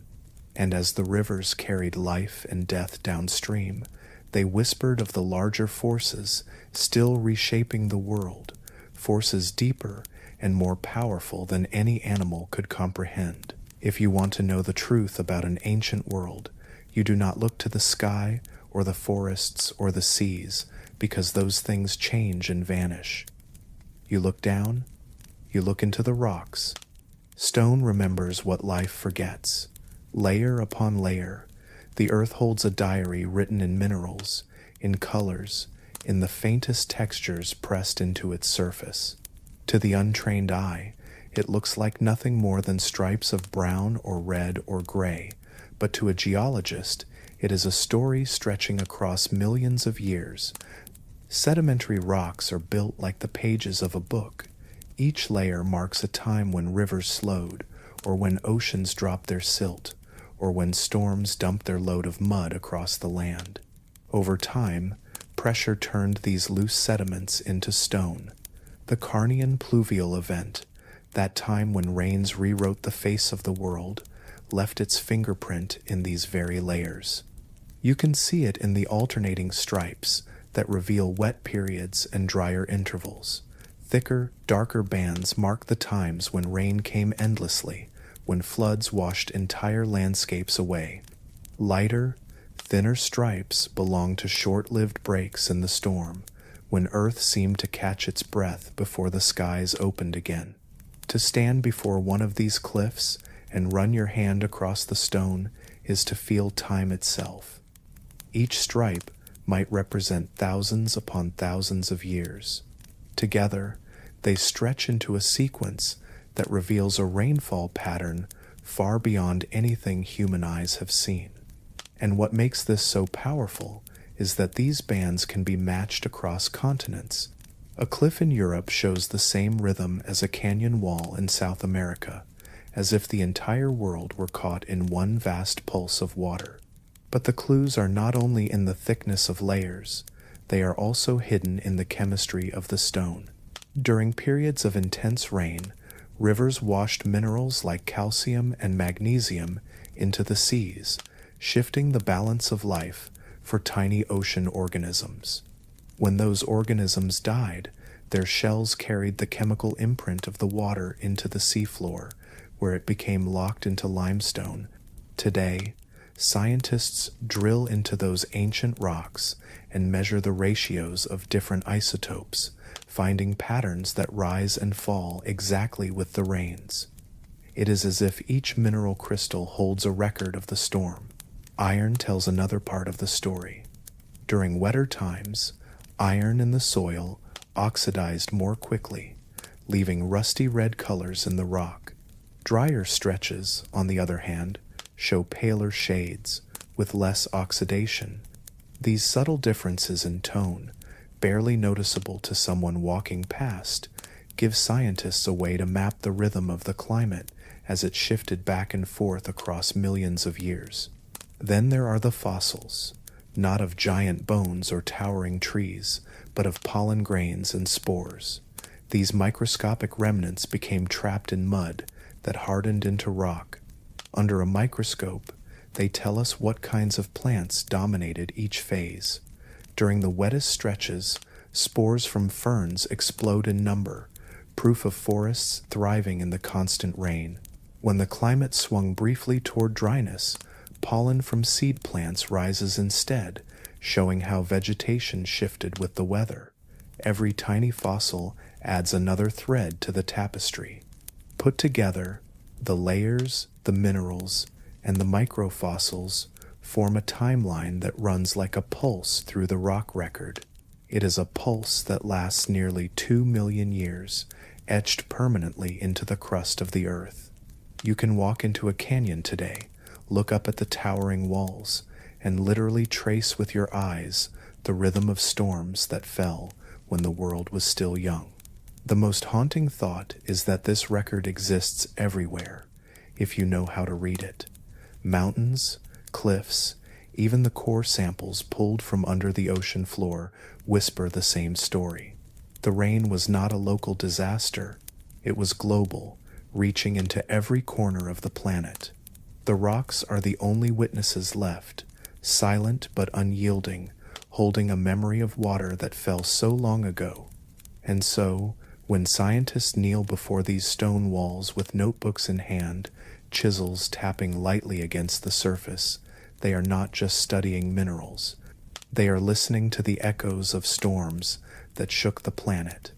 They are hearing the voice of an earth in turmoil, speaking through the language of stone. When the skies finally began to clear, it was not with sudden calm but with a long and uncertain shift. The endless gray curtains of water grew thinner. The deafening thunder grew less frequent, echoing farther apart until silence began to return in fragments. For the first time in millions of years, sunlight touched the ground without being filtered through an ocean falling from the clouds. What emerged was a planet that no longer resembled the one that had been swallowed by storms.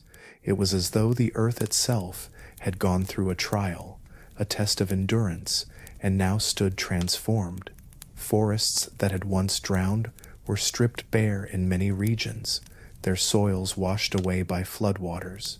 Valleys were carved deeper, plains reshaped, and mountainsides scarred with the memory of the deluge. Yet out of these scars, green life began to push through again. Seeds carried downstream during the rains had settled into new beds of fertile mud, and shoots rose from the ground, reclaiming what had seemed lost. The air was different, the balance of gases shifted by the storming world, and only certain plants thrived in the new mix. These survivors set the stage for the animals that would follow, shaping diets, habitats, and the rhythms of the landscape. The creatures that endured had been tempered by hardship. Many of the large reptiles that once filled the swamps were gone, unable to cope with the crushing pressure of endless wetness and unstable ecosystems. Amphibians, once rulers of the waterways, saw their numbers shrink to shadows of what they had been. In their absence, the reptiles that had managed to adapt, leaner and more efficient, spread into niches left vacant.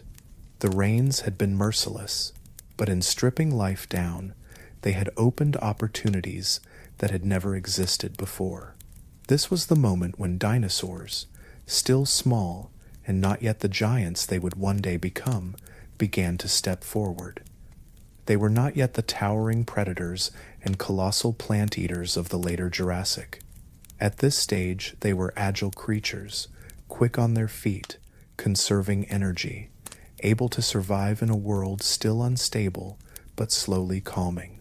Where slower animals faltered, these new reptiles seized the chance to expand. Each clearing sky and each new stretch of open land became a gateway for them to spread farther, taking hold of territories left empty by extinctions. The earth itself seemed to exhale as the storms faded. Rivers shrank back into banks, though they left behind wide floodplains of rich soil. Lakes that had swelled with relentless rains began to stabilize, and in their calm waters, new species of fish and aquatic life emerged, filling the silence left by those that had vanished. Forests rose again, not identical to the ones that had stood before, but with new compositions of ferns, conifers, and early seed plants. It was as if the planet had reset, creating a new canvas for life to paint itself upon. But the memory of the catastrophe was etched into every living thing. Creatures that had learned to burrow deeper to avoid drowning kept those instincts. Animals that had relied on speed to escape sudden floods retained their swiftness. Plants that had survived in waterlogged soils passed on traits that allowed them to endure unstable conditions. Evolution carried the scars of the storms, embedding them into the very fabric of the survivors. The aftermath was not a gentle rebirth, but a relentless continuation, one shaped by loss and the resilience that followed. Every extinction had made space, and every survivor carried forward the lessons carved by hardship. In that space, the first dinosaurs began their rise. They were not yet destined for glory, not yet the dominant rulers of every continent, but their foothold was secure. They had survived what many others had not, and survival was all they needed to expand, generation after generation. The world was no longer the same as the one that had drowned in storms. It was quieter, yet heavy with the echoes of what had been erased. Entire lineages were gone forever, but in their place stood the seeds of a future that would change Earth's history. The stage was now theirs, and the age of dinosaurs, long foreshadowed in whispers of resilience, had finally been set in motion. When we think of storms, we imagine fierce nights of thunder, rain hammering rooftops, rivers spilling over their banks, and the sense that nature has slipped out of control. But even the worst hurricanes in modern times are only brief flashes compared to the storm that unfolded during the Carnian pluvial event. That storm was not a passing tantrum of weather. It lasted for millions of years, a stretch of time so vast that it sculpted the very future of life. It was more than rainfall and flooding. It was a test, a trial by water that determined which creatures would fade into memory and which would rise into dominance. The rains did not simply soak the ground. They tore through entire landscapes, drowning forests, reshaping rivers, and creating endless wetlands. For smaller species, This meant new opportunities, fresh ponds and streams bursting with food. But for giants who depended on stable, dry terrain, it was a death sentence. The relentless water erased their security, and many who had once walked the earth with confidence were swept away. Extinction opened the door, and with that door came a reshuffling of life's entire order. What made this storm different from all the others in Earth's long history was its timing. It struck at a delicate moment when ecosystems were balanced on a knife's edge. The Triassic world was already a place of transition, with life clawing its way back from earlier disasters. Then came the endless rains, crashing through whatever fragile order had existed. The flood did not merely wipe species from the map, it created a clean slate. In that sudden emptiness, new creatures found the space to expand, to adapt, to take over where others had fallen. This is how the dinosaurs began their climb, not from sheer luck, but because nature's greatest storm gave them the room to flourish. Before the Carnian rains, dinosaurs were just one small group among many. They had competitors in the form of giant amphibians, early reptiles, and other strange beasts that had held sway for millions of years. These creatures were not weak. They had thrived through earlier challenges and seemed unshakable. Yet, when the skies opened and did not close, their grip on survival slipped. Waterlogged habitats broke their hold, and entire lineages dwindled. Dinosaurs, with their lighter builds, efficient lungs, and adaptability, found opportunity where others saw only devastation. What began as a fight to endure became the first steps toward dominance. If the rains had never come, history might have looked unrecognizable. Those other groups could have continued their reign, leaving dinosaurs as little more than a footnote in the story of life. Without dinosaurs ruling for over 160 million years, mammals may never have had the chance to hide in their shadow, waiting patiently for their own turn. And if mammals had never inherited the earth after the dinosaurs' fall, humanity itself might never have appeared. We owe our existence not only to chance meteors or evolutionary quirks, but to storms that raged before there was a human eye to see them. Scientists reading the rocks today see this moment as one of the greatest pivot points in natural history. Sediments tell the story of shifting climates, of rains falling year after year until the earth itself was forced into a new balance. Mineral lines show the chemical fingerprints of change, each layer whispering of destruction and rebirth. These are not the scars of ordinary storms. They are the marks of a world rewritten by water. The Carnian pluvial event mattered because it was not just a storm, it was the hand that pushed evolution in a new direction. Dinosaurs were not destined to rule, they were chosen by circumstance, by a storm so relentless that it carved the stage for their rise, and by extension, it carved the path for us. Without those rains, without that upheaval, the line that eventually became human might never have found the light. The greatest storm did not simply drown a world, it reshaped time itself, bending history toward the story we live in today. When we look back at the Carnian pluvial event, it can feel like a distant alien world. Yet, in many ways, the echoes of that storm still roll through our present. Then, it was volcanic gases that poured into the air, filling the atmosphere with heat-trapping carbon dioxide. Now, it is the burning of fossil fuels that sends the same gas upward in staggering amounts.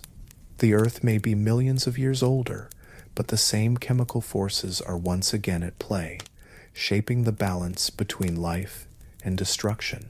Imagine the world's climate as a fragile system of scales. In the past, eruptions tipped those scales suddenly and brutally. Today, it is human hands that steadily add weight, year after year, with every ton of coal burned, every gallon of oil consumed, and every plume of smoke that drifts skyward.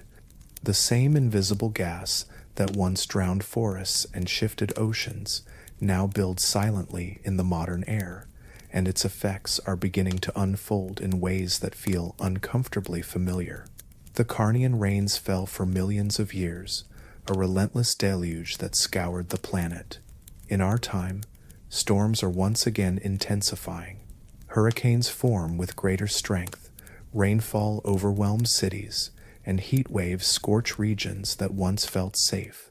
While our storms are not yet endless, they reveal how even small changes in atmospheric chemistry can magnify into disasters that reshape landscapes and lives.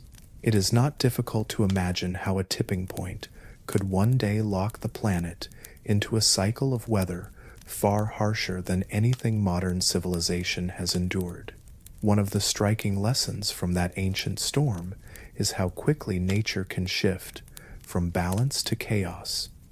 For millions of years before the Carnian rains, ecosystems flourished under stable climates. Then, within the blink of geological time, skies darkened, waters rose, and whole branches of life collapsed. What followed was transformation, but the road to it was paved with extinctions. In today's world, we are witnessing similar instability. Coral reefs bleach in a single summer of overheated waters. Ice sheets melt faster than models once predicted. Species vanish as their habitats change in decades rather than centuries. The speed is dizzying, and it echoes the suddenness of that ancient shift. Scientists now ask a haunting question. Could another pluvial event happen again? This time with humans as both witnesses and catalysts. The conditions are eerily aligned. Rising carbon dioxide, shifts in ocean circulation, warming seas that hold more moisture, and expanding storm systems are all features of a planet under atmospheric stress. While we may not face millions of years of rain, we already see rainfall records breaking year after year, rivers bursting their banks, and deserts suddenly flooding in ways that remind us how unstable the atmosphere has become. The Carnian pluvial event ended with a new balance, but not before reshaping evolution. Dinosaurs took over because others could not endure. The question for us is whether humanity, with all its cities, technologies, and fragile food chains, can withstand the kind of shifts now stirring. We are not powerless, but we are vulnerable. Unlike ancient reptiles or ferns, we depend on agriculture, infrastructure, and predictability. When floods wash away crops, when storms tear through coastlines, when droughts linger for years, it is not only ecosystems that suffer. Entire societies feel the strain, and history shows that collapse often follows environmental shock. Still, there is another echo worth noticing. Just as life eventually adapted and flourished in the wake of that ancient deluge, modern humanity has the capacity to adapt. We have science to reveal the dangers and technology to slow the damage. What remains uncertain is whether action will come quickly enough, or whether we are repeating the old story of waiting until storms are already overhead before recognizing the signs. The rocks that carry the 2 million-year signature of the Carnian rains whisper a warning across deep time. They remind us that the Earth does not need our permission to change, that climate does not move at our convenience, and that once shifts begin, they are difficult to reverse. Every flood in the present, every storm that lingers longer than expected, every drought that turns green fields to dust, can be seen as faint tremors of a story already written in stone long ago. The past is not just history, it is prophecy, and it tells us that when the sky becomes restless, the world beneath it will never remain the same. When the rains finally broke after millions of years, the Earth was not the same planet it had been before. Whole ecosystems had disappeared, and countless creatures had been swept away by the relentless floods, leaving behind gaps in the food chain and silent forests where once there had been constant life, yet not everything was lost. Some species endured, finding ways to bend rather than break under the crushing weight of change. Their story offers one of the most powerful lessons in survival. Adaptability is the thread that ties life together through chaos. Think of the small reptiles that scurried through soaked undergrowth, too insignificant to draw attention from larger predators. These creatures were not the strongest nor the fastest, yet they proved resilient in ways the massive rulers of the earlier world could not. Their bodies required less food, their habits were flexible, and their survival strategies allowed them to thrive while others perished. When storms reshape the very world around you, the ability to adjust your habits becomes far more valuable than raw strength. The plants tell a similar story. Forests of towering conifers and lush undergrowth that could endure constant flooding began to dominate the landscape. Their seeds were hardy, able to travel in water and sprout in unstable soil. Instead of demanding perfect conditions, they learned to grow in imperfection, turning each storm into an opportunity. Where old plant species had vanished, these newcomers rooted themselves firmly into the altered earth, becoming the foundation of the ecosystems that would one day support giants like the dinosaurs. This lesson is repeated across all of life. Fish that adapted to murky, oxygen-poor waters survived, while others suffocated. Amphibians that could retreat into hidden burrows and wait out the worst of the floods endured when their larger cousins drowned. Even insects reveal this truth, as species with short life cycles and rapid reproduction were able to adapt to shifting environments far faster than creatures bound by long generations. Flexibility in both body and behavior became the difference between extinction and survival. The storms of the Carnian pluvial event remind us that survival is rarely about perfection. Instead, it is about resilience, the quiet ability to bend under pressure without breaking. Nature does not reward the creature that resists change, clinging desperately to what once was. It rewards the one that finds new ways to live when the old ways collapse. This is why the rains were not simply a tragedy. They were a test, and life answered by transforming itself into something new. When we look at this ancient lesson, we can see reflections of our own story. Humans, too, are not the strongest species on Earth. We are fragile compared to predators like lions, tigers, or even crocodiles. Yet we survived through adaptability. Our ancestors learned to change diets when hunting failed, to create shelters in harsh climates, to use fire when the cold threatened to erase them. We carry in our very history the same survival trait that pulled creatures through the endless storms, the ability to change when the world demands it. The storms of millions of years ago whisper to us still. They show that no disaster, no matter how overwhelming, is entirely the end. There is always survival, but it belongs to those who refuse to remain rigid. The lesson hidden in the rocks and fossils of that age is clear. Flexibility is life's greatest defense against chaos. As rivers flooded the land and lightning cracked through endless black skies, the species that could bend, adjust, and rebuild were the ones that carried life forward into a new age. And so the world after the storms looked nothing like the one that came before. New plants carpeted the ground, new creatures rose to take the places left empty, and new opportunities shaped the future. Adaptability had not just saved individual species, it had carved the path of evolution itself. What began as a nightmare of destruction became the foundation of the world that would eventually give rise to the most famous rulers Earth has ever known, the dinosaurs. Even in the middle of catastrophe, the Earth painted scenes of breathtaking beauty. Imagine endless stretches of green spreading across the land, young forests rising where once there had been barren floodplains. The rains that drowned valleys and carved out new rivers also coaxed plants to grow in astonishing abundance. Towering conifers stood like sentinels, their needles catching sheets of rain, while ferns and mosses spread in thick carpets across the soggy ground. To walk through such a place would have been to enter a world alive with both terror and wonder, where every gust of wind carried the scent of wet earth and every shadow hinted at hidden life. Above those forests, massive storms brewed with a power that defied comprehension. Dark clouds, thick and swollen, stretched from horizon to horizon, rolling like black oceans across the sky.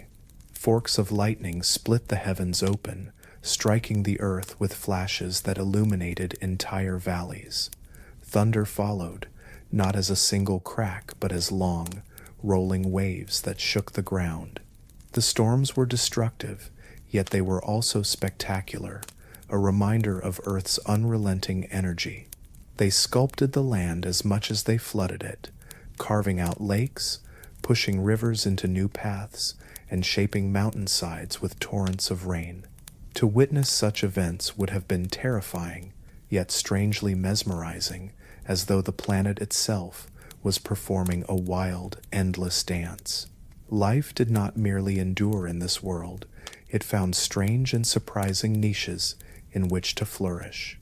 In stagnant pools left behind by receding floods, amphibians gathered in numbers, their calls echoing through the dripping forests. Insects buzzed in swarms, thriving in the humid air, their wings flashing like shards of glass under sudden bursts of sunlight. Small reptiles climbed through wet branches, hunting among the moss, while fish filled swollen rivers that cut across the land like veins of silver. The sheer variety of forms and behaviors spoke of a resilience that went beyond survival. Life seemed to take the chaos around it and transform it into opportunity, each species carving out a role within the new and unpredictable environment. What might have appeared as destruction to us became, in another light, a story of renewal. Plants that once struggled now grew unchecked in the fertile, rain-soaked soil. Vast wetlands stretched as far as the eye could see, shimmering under brief breaks in the clouds, their waters alive with movement. Every storm that tore down trees opened new clearings for fresh growth, ensuring that the cycle of life continued in unexpected ways. Even as rivers swallowed whole valleys, they left behind floodplains rich with nutrients, ready to feed the next wave of vegetation. To stand in such a world would have been to feel both small and deeply connected to something greater. The roar of storms, the shimmer of endless greenery, the strange cries of unfamiliar creatures rising from the mist, all of it would have inspired awe. It was a landscape that carried within it the duality of existence, terror and beauty, loss and renewal, death and flourishing. This was Earth at its most raw, stripping away certainty, yet gifting creation with fresh beginnings. As the rains continued, entire regions became canvases painted by the hand of transformation. Valleys that once held dry scrubland turned into lush swamps. Hillsides that had been barren now sprouted with dense vegetation. The rhythm of the storms seemed almost like a heartbeat, pounding life into the soil, into the rivers, into the very air. And through it all, creatures adapted not just to endure, but to thrive, filling every available corner of this reshaped world. In those moments of calm that sometimes followed the violence of the storms, when sunlight pierced the clouds and bathed the dripping forests in golden light, the true scale of Earth's power revealed itself. It was not only a planet capable of destruction, but also one of endless renewal. The beauty amid the nightmare was not separate from the chaos, it was born directly from it, woven into every drop of rain, every bolt of lightning, and every leaf that unfurled in the soaking air. There is something haunting about knowing that most of the life forms that once walked, crawled, or swam on this planet are gone forever. The storms of the Carnian pluvial event did not just flood forests and reshape rivers, they erased entire worlds. Imagine walking into a landscape after the rains had finally slowed, only to find silence where vibrant ecosystems once thrived. Whole species that had adapted for millions of years to their environment suddenly had no place to exist. Their bodies decayed, their shapes disappeared, and only fragments remained hidden in the mud, waiting for someone millions of years later to find them as stone. When we look at fossils today, we are not simply looking at bones or shells. We are looking at echoes of drowned ecosystems. Each fossil is a whisper from a vanished world, telling us about creatures that thrived in a climate that no longer exists. Some of these fossils show plants with strange leaves and branching veins that hint at dense jungles choked by moisture. Others reveal reptiles that could not survive the sudden shift to a wetter, harsher world. Even tiny creatures like insects left their imprints, wings pressed into stone like pressed flowers from an ancient book. They remind us that these storms did not just shape the grand story of dinosaurs rising. They also swept away countless smaller dramas that will never be known in full. Paleontologists often describe the fossil record as a broken diary. Whole chapters are missing, written in water and erased by time. During the Carnian pluvial event, rising seas and relentless rainfall buried many habitats in mud and silt. In that burial, some creatures were preserved, but many were lost completely. For every fossil found, there are thousands of species that never left a trace we can recover. It means that our picture of that drowned world is like trying to reconstruct a symphony when only a handful of notes remain. The vanished creatures invite imagination as much as science. What did it sound like in those rain-soaked forests when amphibians the size of crocodiles bellowed in flooded swamps? What colors shimmered on the scales of reptiles that no human eyes will ever see? Did certain insects glow in the endless twilight beneath storm-darkened skies? We can only guess, because so much of that living tapestry was washed away, leaving behind mysteries that might never be solved. Sometimes, what is most moving is not what we know, but what we will never know. The fossil record shows us creatures that clearly existed, but hints at countless others hiding in the gaps. Some scientists believe that even now, fossils of entirely new species lie undiscovered, trapped deep within remote mountain ranges or under layers of desert stone.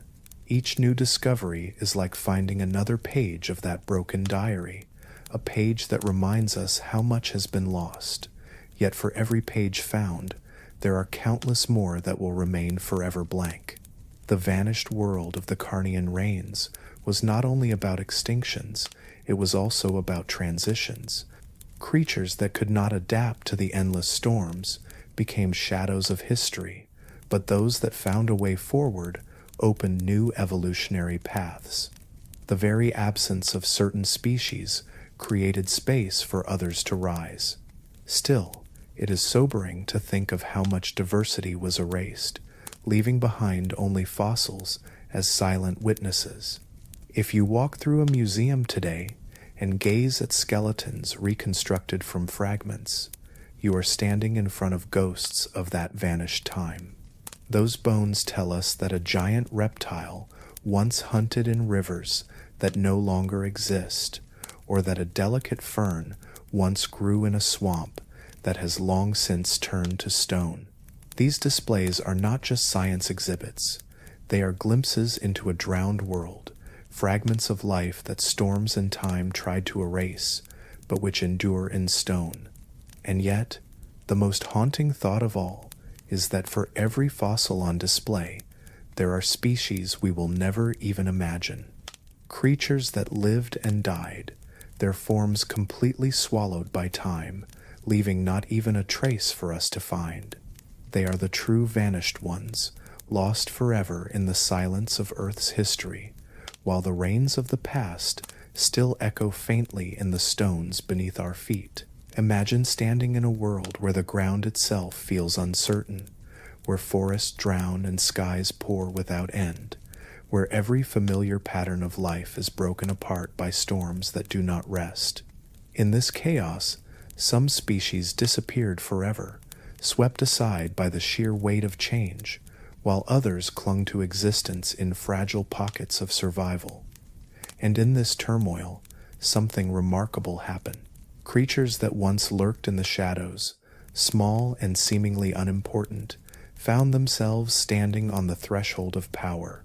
These were the early dinosaurs, not yet the giants we picture, but lean, bird-like beings waiting for an opening. The endless storms that devastated so much of life gave them exactly that. The great amphibians that once dominated wetlands struggled as their homes turned into unpredictable floodplains. Many reptiles that had thrived in drier conditions faltered when the world became waterlogged and unstable. Herbivores that had fed on steady supplies of vegetation now faced landscapes that changed too quickly, sometimes lush with new growth, sometimes stripped bare by floods and landslides. In this revolving door of survival, the advantage shifted toward creatures that could adapt quickly, move fast, and seize new opportunities. Early dinosaurs, with their lightweight frames, strong legs, and efficient lungs, were built for resilience. They were not the rulers of their time yet, but the stage was being set for them to rise. It is tempting to think their rise was inevitable, as if nature was always moving toward the age of dinosaurs. But history is not written in straight lines. It bends and twists like rivers swollen with storm water, and survival often comes down to chance. If the rain had not fallen for so long, perhaps amphibians would have held their dominance. If the climate had shifted in another direction, perhaps mammal-like reptiles might have claimed the future instead.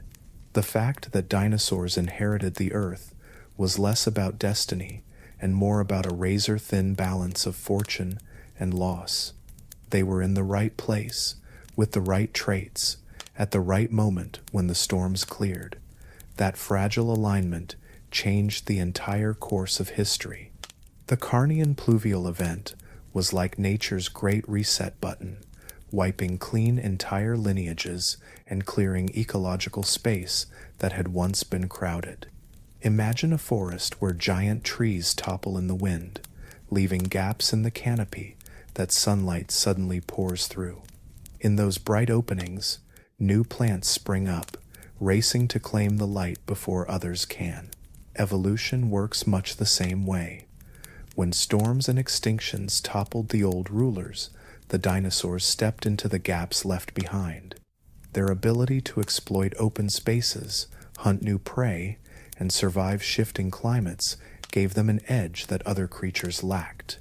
And once they gained ground, they began to spread, first across small territories, then across continents, until their presence was impossible to ignore. The razor's edge of their survival becomes even clearer when you picture how small some of them were at the beginning. Many were no larger than turkeys, darting between flooded forests and rocky highlands, relying on agility more than brute strength. At that time, there was no sign that their descendants would one day grow into towering giants like Brachiosaurus or fearsome predators like Tyrannosaurus. That future rested entirely on chance, on the storms that destroyed competitors and gave these small, fast-moving creatures the breathing room to expand. It was luck written into the sky, etched in every bolt of lightning that reshaped the earth. This chance, however, was not simple luck alone. It was luck combined with readiness. Many creatures endured the same storms, but lacked the traits to seize opportunity when it appeared. Dinosaurs, with their efficient breathing system similar to modern birds, had a built-in resilience to a changing climate. Their posture allowed them to move in ways other reptiles could not, freeing their hands for grasping and giving them speed over uneven terrain. They did not simply stumble into dominance, they were prepared to take advantage when fortune tipped in their favor. And so the storms that seemed like a nightmare for so many became the unlikely doorway through which the age of dinosaurs entered.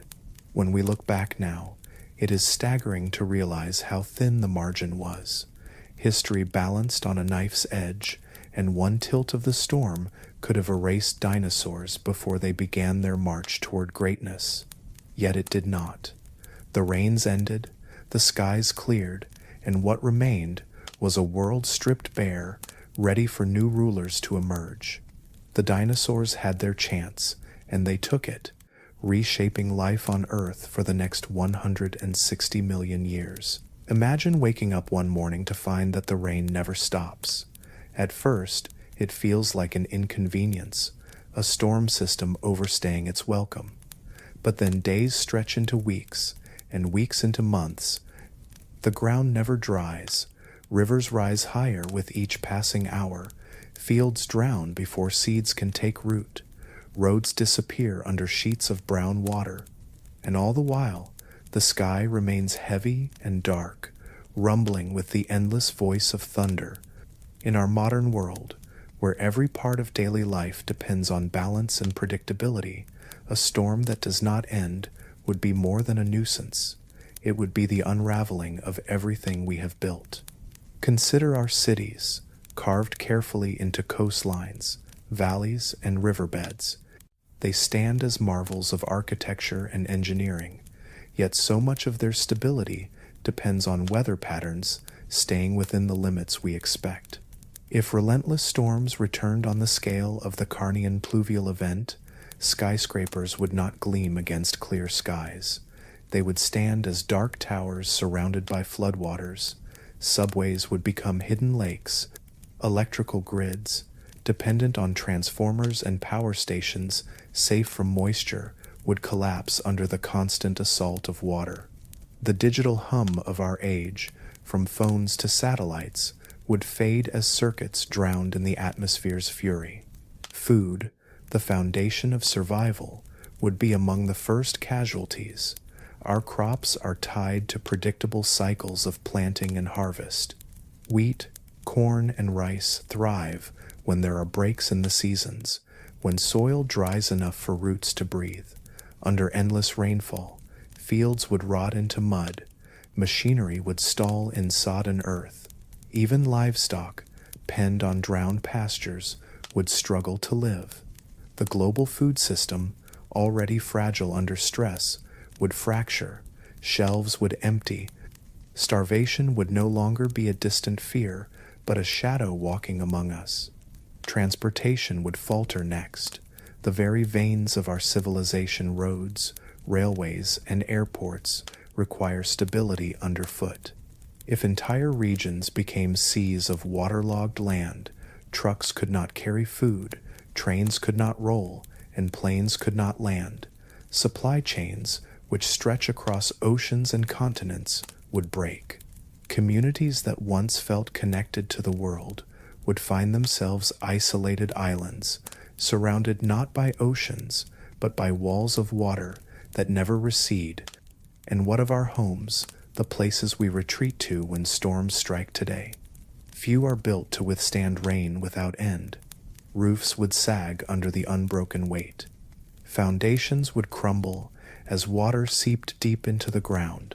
Families would watch as belongings floated away, as neighborhoods became lakes, as the concept of safety dissolved. In many parts of the world, migration would be the only choice. But where would millions go when every corner of the earth is under the same relentless sky? Disease would follow. Stagnant waters are fertile grounds for bacteria and insects. Malaria, dengue, and cholera would spread with terrifying ease. Modern medicine could fight for a while, but with hospitals overrun and pharmaceutical factories drowning in the same chaos, even our strongest defenses would falter. Humanity would be reminded of a truth we often forget. Our mastery over nature is conditional, and it lasts only while nature allows. The psychological toll would be equally devastating. Imagine a generation of children who have never seen the sun, who grow up in a world where the sky is always gray and the ground is always soaked. Human spirit thrives on hope, and hope often takes its shape in the light of a new day. If that light never came, if the sun was nothing more than a memory, despair could spread as quickly as hunger. Entire societies could fracture, not only under the weight of physical survival, but also under the collapse of meaning itself. In such a scenario, survival would depend on the same quality that saved species during the ancient storm: adaptability. Communities that learned to build floating homes, that developed crops suited to constant moisture, that found new ways to harness energy from the churning atmosphere, would endure. Humanity has proven its resilience time and again, but this would be a test unlike any other. The question would not be whether technology could save us, but whether we could change our way of life fast enough to keep pace with a world that refuses to pause. The thought lingers like thunder on the horizon. If the skies opened tomorrow and refused to close, would we be clever enough, flexible enough, and united enough to face a storm that cared nothing for borders or wealth? The earth has done it before.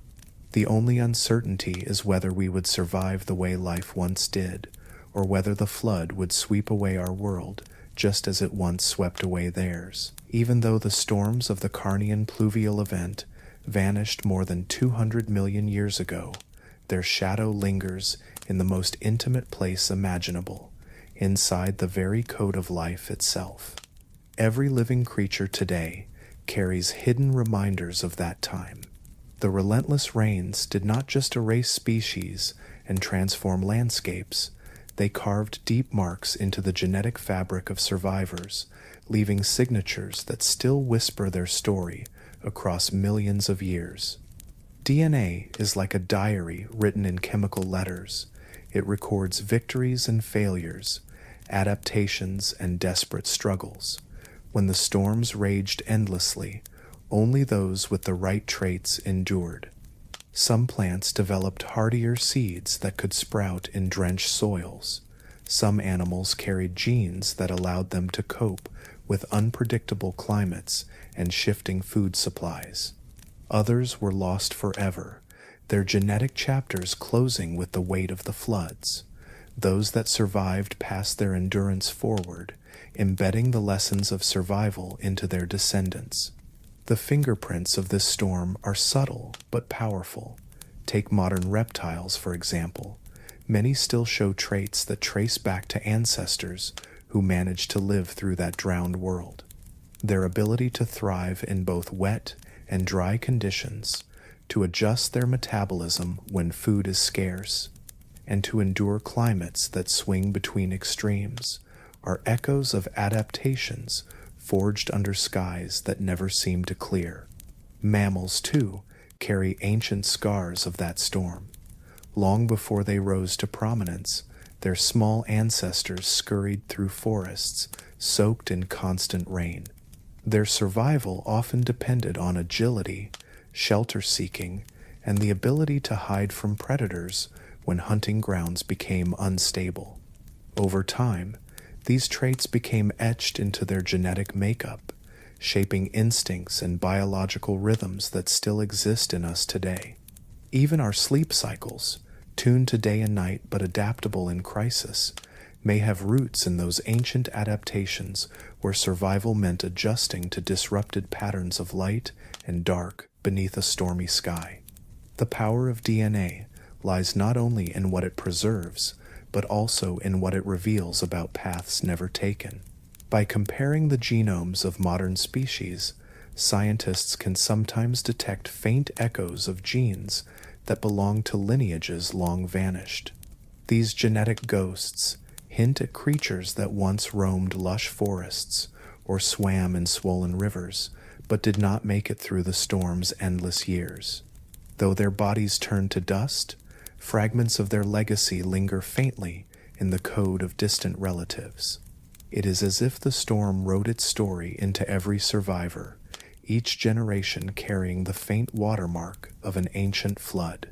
What makes this even more haunting is that humans are part of this genetic story as well. We often imagine ourselves far removed from the deep past, but the truth is that the chain of life connects us directly to those fragile creatures that weathered the rains. Without their resilience, our own branch of the tree of life would never have grown. Somewhere deep in our DNA are patterns shaped by ancestors who endured relentless storms, creatures whose ability to adapt gave rise, eventually, to us. Every heartbeat, every breath, is linked to survival decisions made in a world where thunder never seemed to fade. The idea that a storm could rewrite evolution might sound poetic, but it is scientific reality. Natural selection acts like a sculptor, chipping away at weaknesses and rewarding traits that endure. Over 2 million years of unbroken rain, this sculptor worked at a furious pace, sculpting forms of life that were leaner, hardier, and more versatile. That shaping force remains visible, not in stone monuments, but in the living bodies that move across Earth today. It is staggering to realize that a raindrop falling millions of years ago could change the destiny of entire lineages. Some drowned beneath its weight, others transformed because of it. That chain of cause and effect continues unbroken into the present, carried inside the spirals of DNA. It is the ultimate time capsule, one that does not sit buried in the ground but lives within us, inside every cell, breathing the memory of storms long gone yet never fully forgotten. And as we marvel at this hidden record, the story flows onward into what those storms prepared the world for next, a stage cleared and reshaped where entirely new rulers would rise. Imagine standing in a world where the sun never breaks through the clouds, not for a day, not for a year, but for millions of years. The sky is never blue, the ground is never dry, and the air itself feels heavy with unending rain. Whole generations would live and die without ever knowing what sunlight looks like.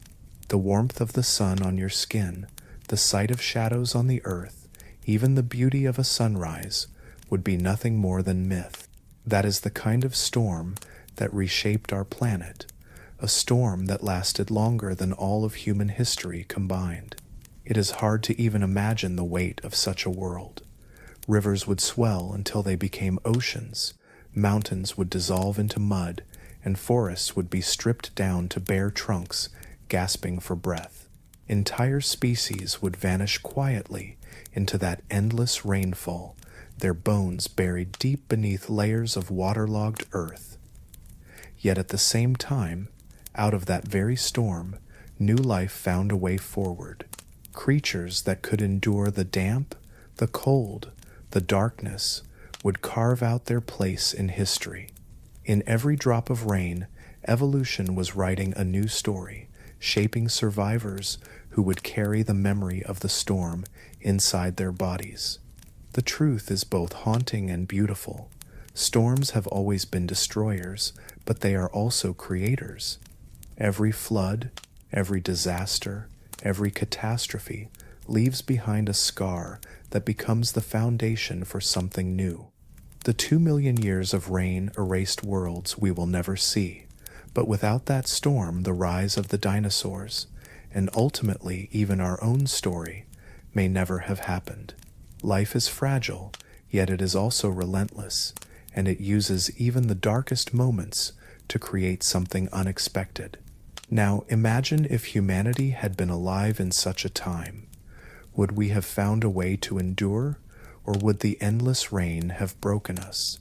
Could our cities survive when every river bursts its banks and every field turns to swamp? Could our spirit endure when day after day, year after year, there is no sun to remind us that hope still exists. These are not easy questions to answer, but they remind us of how delicate our place on this planet truly is. For all our technology and strength, we remain vulnerable to the same forces that once shaped the fate of creatures far older than us. And so we are left with a chilling but inspiring truth. The storm that drowned the earth for 2 million years was not only a destroyer, it was a sculptor. It carved away the old and gave rise to the new. It is a reminder that catastrophe and creation are not opposites but partners, forever locked together in the story of life. Without storms, there would be no renewal, and without destruction, there would be no rebirth. Now I want to ask you, if such a storm began today, do you believe humans would stand a chance? Could we adapt, or would the earth take back control and leave our bones as silent fossils, just as it did to the giants of the past? Leave your thoughts in the comments, because I want to hear how you imagine humanity's fate under skies that never clear. If you enjoyed this journey into a forgotten catastrophe, make sure to like this video, subscribe for more, and ring the bell so you never miss the chance to explore the hidden storms, extinctions, and mysteries that shaped our world.